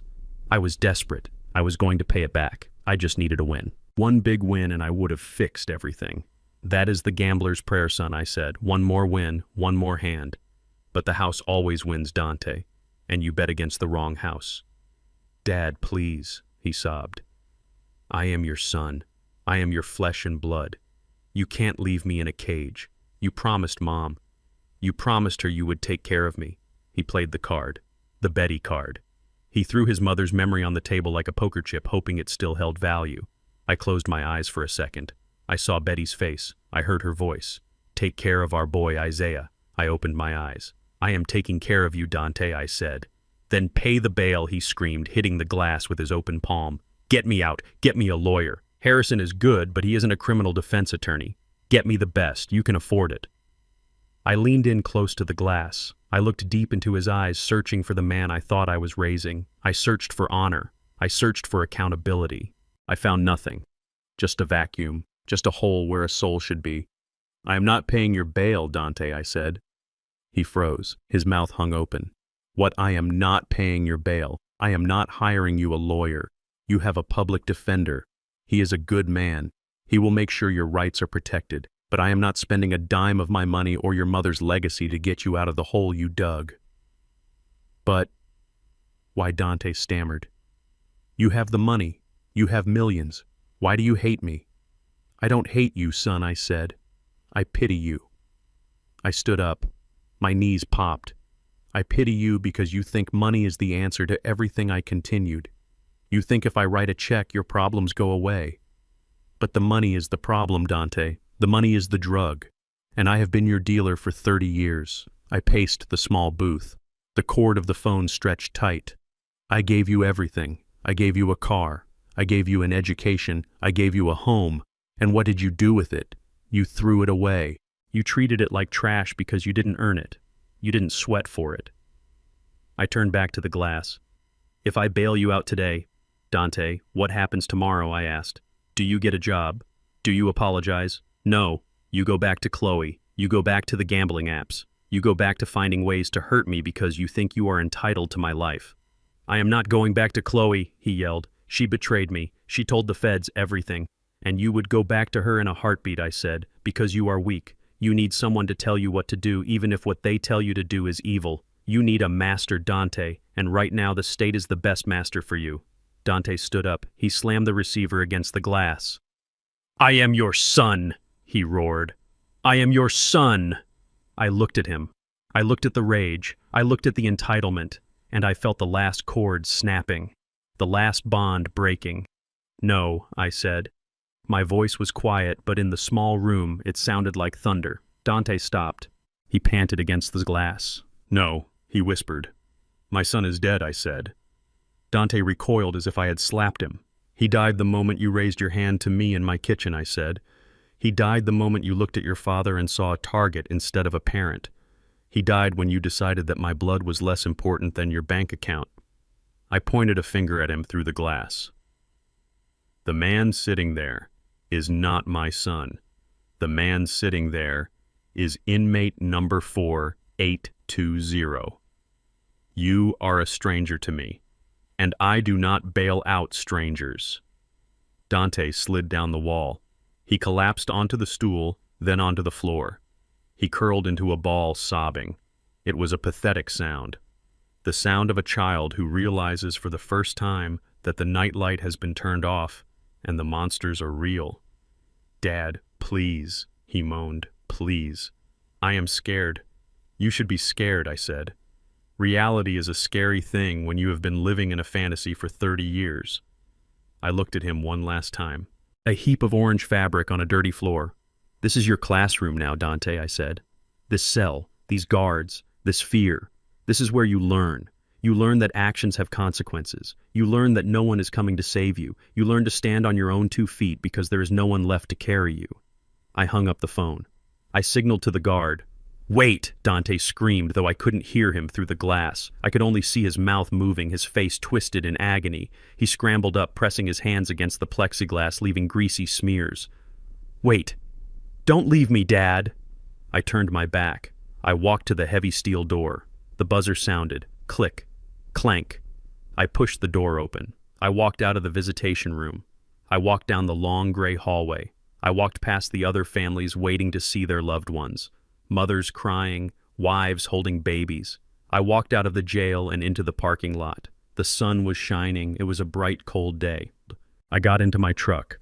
I sat there for a long time staring at the razor wire fence that surrounded the building. I had left my son in a cage. It was the cruelest thing I had ever done. And it was the only act of love I had left to give. If I bailed him out, he would never change. He would continue to rot from the inside out, fueled by my money and his own arrogance. Prison would be hard. Prison would be dangerous. But prison might perhaps burn the entitlement out of him. It might strip him down to the studs so he could rebuild himself as a man. Or it might break him completely. That was the risk. That was the gamble. I started the engine. The diesel rumbled to life, a steady, reassuring sound.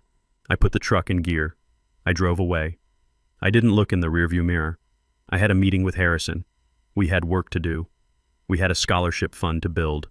We had a legacy to secure. Dante was in God's hands now, and the state's. I had done my job. I had closed the account. I drove toward the city, toward the future, leaving the past locked in a 6x8 cell. The silence in the cab was heavy, but it was clean. It was the silence of a decision made. The silence of a bridge burned so that a new one could eventually maybe be built. But not today. Today was for justice. And justice, as I was learning, is a cold, lonely road. Rain has a way of revealing the truth about things. It washes away the dust and the polish. It turns cheap mascara into black tears.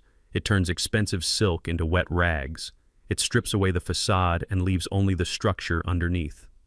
It was raining the night Chloe came back to my house. A cold, hard rain that hammered against the roof like 1,000 tiny fists.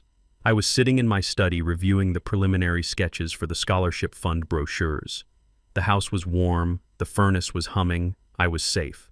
But 3 miles away at the Kensington Arms, there was no safety. I knew what was happening there because I owned the building. I knew that Robert and Susan Smith had missed the deadline for the security deposit. I knew Harrison had served them with the 30-day notice to vacate. I knew that the walls of that penthouse apartment, once a symbol of their unearned status, were now closing in on them. And when walls close in, people panic. They lash out. And they always look for a scapegoat. For Robert and Susan, the scapegoat was sitting right on their beige sofa. It was Chloe. I could imagine the scene. I didn't need a camera to see it. I knew how people like them operated. They would blame her for the rent hike. They would blame her for the loss of their management job. They would blame her for bringing the wrath of Isaiah Jefferson down upon their heads. If you hadn't married that loser, Susan would scream. If you hadn't tried to steal the old man's money, we would still be comfortable. They would forget that they were complicit. They would forget that they had sat in my living room and tried to declare me incompetent. They would rewrite history to make themselves the victims and Chloe the villain. And Chloe, stripped of her husband, stripped of her money, and now stripped of her parents' protection, would have nowhere to turn, except back to the source. My security system chimed, a soft electronic ping that cut through the sound of the rain, motion detected at front door. I picked up my tablet. I tapped the screen. The camera feed from the porch flickered to life. The image was gray and grainy in the night vision, streaks of rain slashing across the lens. But I could see her. She was kneeling on my welcome mat. It was a pathetic sight. She wasn't wearing a trench coat or a designer dress. She was wearing a pair of jeans and a hooded sweatshirt that looked 2 sizes too big. Her hair, usually sprayed and styled into a helmet of perfection, was plastered to her skull. She was shivering, her arms wrapped around herself, rocking back and forth. She looked like a ghost of the woman who had sat at my table and laughed while my son hit me. I did not get up. I did not go to the door. I had learned my lesson about opening my fortress to enemies. I pressed the button for the intercom. "Go away, Chloe," I said. My voice boomed out of the speaker on the porch, metallic and distorted. It must have sounded like the voice of God descending from the clouds. She jumped. She looked up at the camera. Her face was pale, her eyes wide and dark. Water dripped from her nose and chin. "Isaiah!" she cried. Her voice was thin, snatched away by the wind. "Isaiah, please, open the door. I'm freezing." "You have a home," I said, watching her on the screen. "Go back to your parents." "I can't," she sobbed, pressing her hands against the wood of the door. "They kicked me out. My dad, He threw my clothes off the balcony. He said I ruined their lives. He said I'm the reason they are losing the apartment. They won't let me back in Isaiah. I have nowhere to go. I watched her. I watched the woman who had called me a senile old bastard. The woman who had plotted to put me in a nursing home so she could spend my money on vacations. That sounds like a personal problem, Chloe, I said. It is not my problem. But I'm family, she screamed, pounding on the door with a weak, wet fist. I'm your daughter-in-law. You can't leave me out here in the rain. I'll get sick. I'll die. You ceased to be my family the moment you forged my medical records, I said. You ceased to be my family the moment you tried to blackmail me with my dead wife's name. She collapsed against the door, sliding down until she was a heap on the mat. I'm sorry, she wailed. I'm sorry for everything. I was wrong. I was stupid. I was greedy. Please, Isaiah, I'll do anything. I'll sign the divorce papers. I'll testify against Dante. I'll be your maid. I'll clean your house. Just let me in, please. I'm begging you. She was on her knees. She was pressing her forehead against the wet concrete. She was debasing herself. It was the performance of a lifetime. But that is all it was. A performance. I looked at the screen. I zoomed in on her face. I looked for the sincerity. I looked for the genuine remorse. But all I saw was fear. Fear of the cold. Fear of poverty. Fear of the consequences she had earned. I pressed the talk button again. Look at the camera, Chloe, I said. She lifted her head. She stared into the black lens. I want you to listen to me very carefully, I said, because I am only going to say this once. She nodded, shivering violently. You are not sorry, I said. You are just wet. She blinked, confused. What? No, Isaiah. I swear. Stop. I cut her off. If Dante had succeeded, if he had gotten the loan, if you had gotten the guardianship, would you be here tonight? Would you be on your knees apologizing? She opened her mouth, then closed it. She couldn't answer, because we both knew the answer. No, I answered for her.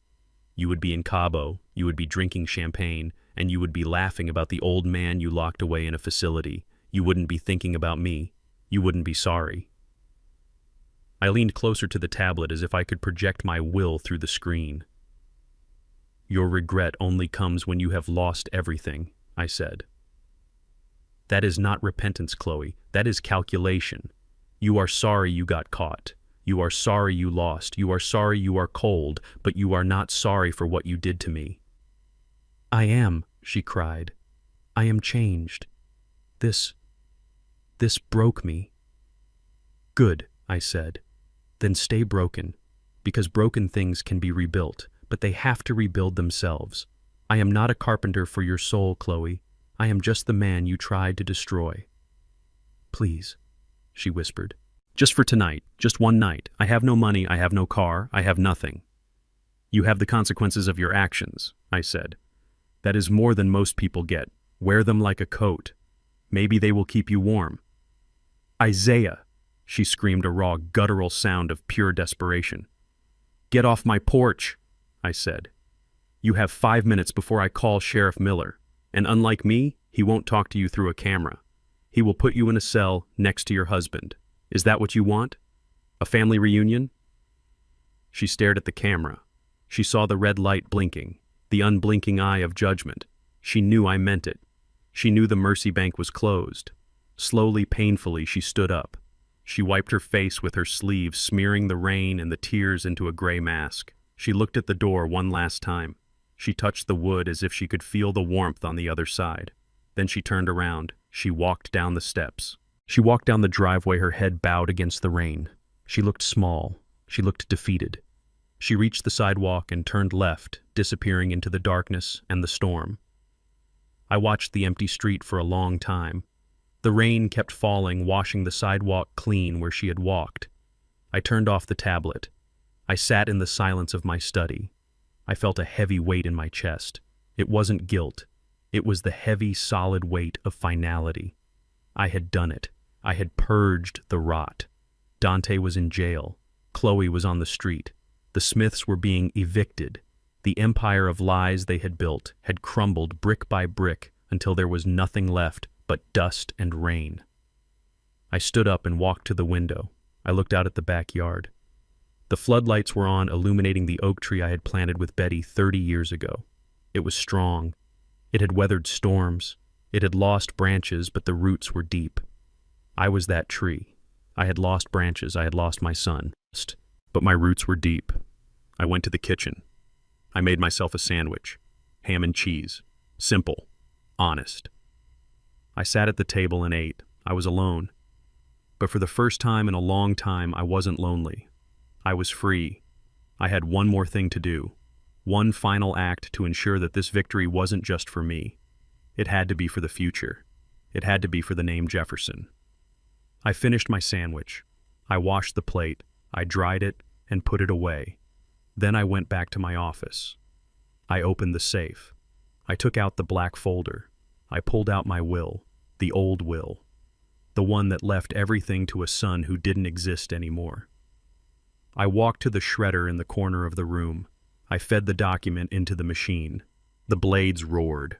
The paper turned into confetti. It was a satisfying sound, the sound of a clean slate. I sat down at my computer. I opened a new document. I typed a title at the top of the page, The Last Will and Testament of Isaiah Jefferson. I stared at the blinking cursor. It was time to build something new, something that would last longer than I would, something that would prove that the name Jefferson meant more than just money. It meant character. I began to type. A will is not just a legal document. It is a letter to the future. It is the last conversation you will ever have with the living. It is the final word in every argument you ever left unfinished. Most men write their wills in hushed tones, hoping to leave comfort behind. But as I sat in Harrison's office for the third time that week, I was not looking to leave comfort. I was looking to leave a blueprint. The mahogany desk was clear except for the thick stack of cream-colored paper in front of me. Harrison sat across from me, his hands folded, his face solemn. He had drafted exactly what I asked for, but I could tell he was still processing the weight of it. "Are you ready to review the final language?" Isaiah Harrison asked. I nodded. I put on my glasses. The ones Dante had knocked off my face were in the trash. These were new. The lenses were clear. I saw everything perfectly. "Read it to me, Harrison," I said. "I want to hear how it sounds. I want to make sure the foundation is solid." Harrison cleared his throat. He picked up the document. "Article 1, he read. I, Isaiah Jefferson, being of sound mind and body, hereby revoke all former wills and codicils made by me and declare this to be my last will and testament." He looked up at me, then continued. Article 2. Regarding the disposition of assets, I hereby direct that the entirety of my estate, including but not limited to real property cash holdings, investment portfolios, and intellectual property royalties, be liquidated and transferred into a charitable trust, to be known as the Betty Jefferson Fund. I closed my eyes. The name hung in the air like perfume. The Betty Jefferson Fund. It sounded right. It sounded like her. Betty was a woman who fed the neighborhood cats even when we couldn't afford meat for ourselves. She was a woman who tutored the kids on the block for free because she believed that an equation could save a life. Harrison continued reading. The mission of the fund shall be to provide full tuition housing and board scholarships to underprivileged students pursuing degrees in structural engineering, architecture, and civil planning. Preference shall be given to applicants from the inner city zip codes of this municipality. I nodded. That was it. That was the legacy. I wasn't building a statue. I was building an army of builders. Kids who looked like me. Kids who came from nothing but had fire in their bellies and geometry in their heads. Kids who would build bridges instead of burning them. I pictured them. I pictured a young boy with grease under his fingernails looking at a suspension bridge and wondering how it stayed up. I pictured a girl drawing skylines in the margin of her notebook. I was going to give them the tools I had to fight for. I was going to give them the keys to the kingdom that Dante had tried to pick the lock of. "It is good, Harrison," I said. "It is perfect." Harrison turned the page. The paper rustled loudly in the quiet office. "Now we come to Article 3, he said, his voice dropping a register. "The specific bequest regarding Dante Jefferson." This was the hard part. This was the part that made my chest tight. But I was an engineer. I knew that sometimes you have to shore up a weak wall with steel beams or else the whole house comes down. Dante was the weak wall, and this clause was the steel. "Read it," I said. Harrison adjusted his glasses. "I leave to my son Dante Jefferson the sum of $0 in direct inheritance. However, knowing that a man cannot build a life without a foundation, I hereby create a conditional stipend trust. He paused, looking at me to make sure I was still with him. I gestured for him to continue. The trustee shall disperse a monthly stipend equivalent to the federal poverty line adjusted for inflation to Dante Jefferson. This stipend is intended solely for basic sustenance, food, and shelter. Harrison took a breath. This stipend shall only be activated upon the fulfillment of the following non-negotiable conditions. 1. The beneficiary must serve his full sentence as determined by the federal court without parole violation. 2. Upon release, the beneficiary must complete 5 consecutive years of documented community service, accumulating no less than 20 hours per week. 3. The beneficiary must complete a certified gambling addiction program and submit to random testing. And 4, Harrison looked up. 4, he read. The beneficiary must remain gainfully employed for those 5 years. The employment must be manual labor or service industry. No consulting, no finance, no self-employment. I leaned back in the leather chair. It was harsh. It was draconian. It was the kind of clause that would make people whisper at the funeral. But it was the only way. If I left him nothing, he would starve or he would turn back to crime. If I left him millions, he would kill himself with excess or gamble it away in a month. This was a ladder. It was a steep ladder. The rungs were slippery and covered in thorns, but it was a ladder out of the pit. If he wants the money, he has to work, I said. He has to sweat. He has to know what it feels like to have his feet hurt at the end of the day. He has to know what it feels like to serve others instead of being served. And if he fails, Harrison asked. If he fails, I said, then the stipend is void. The trust dissolves, and the money goes to the scholarship fund. Every cent. Harrison nodded slowly. It is ironclad, Isaiah. If he challenges this, he will lose. The morality clause is specific. The conditions are measurable. You have not disinherited him. You have given him a path. It is up to him to walk it. That is all I can do, Harrison, I said. I cannot carry him anymore. My back is too tired. There is one more thing, Harrison said. You asked for this to be public. Yes, I said. Harrison pressed a button on his intercom. Send them in. The door opened. 3 people walked in. One was a notary public.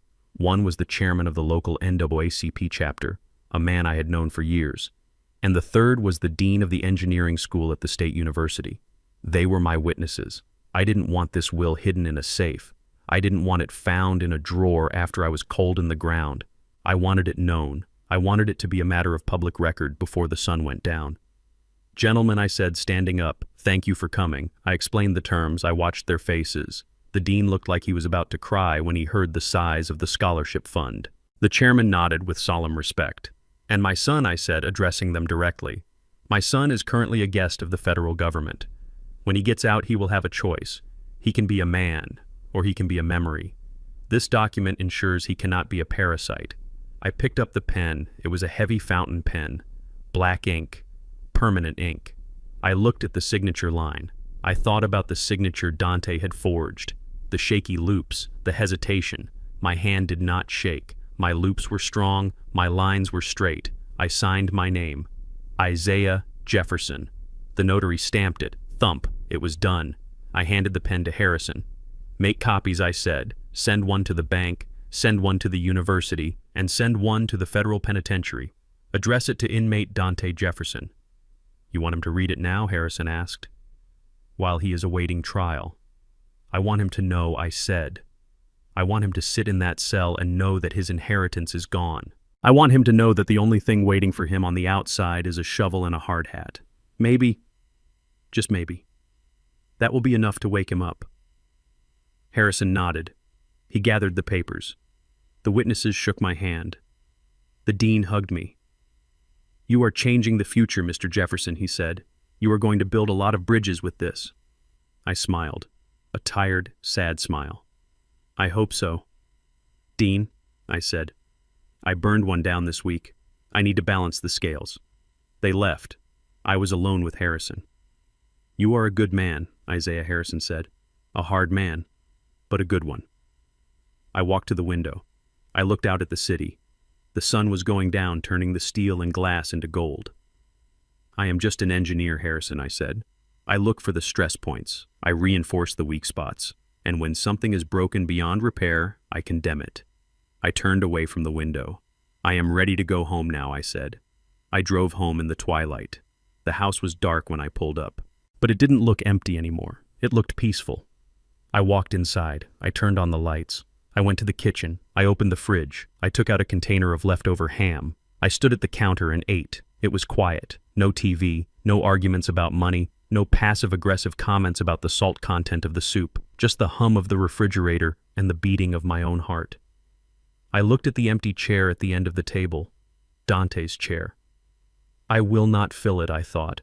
I will leave it empty, a monument to what could have been. But the other chairs, the chairs where the scholarship kids would sit one day, those would be full. I washed my fork. I turned off the kitchen light. I walked down the hall to my bedroom. I passed the guest room. The door was open. The room was clean. The traces of Chloe were gone, scrubbed away by bleach and determination. I went into my room.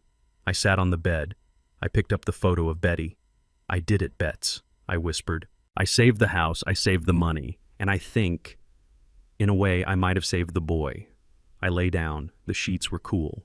For the first time in a week, I didn't check the locks. I didn't check the cameras. I closed my eyes. And I slept the sleep of a man who has poured his foundation and knows it will hold.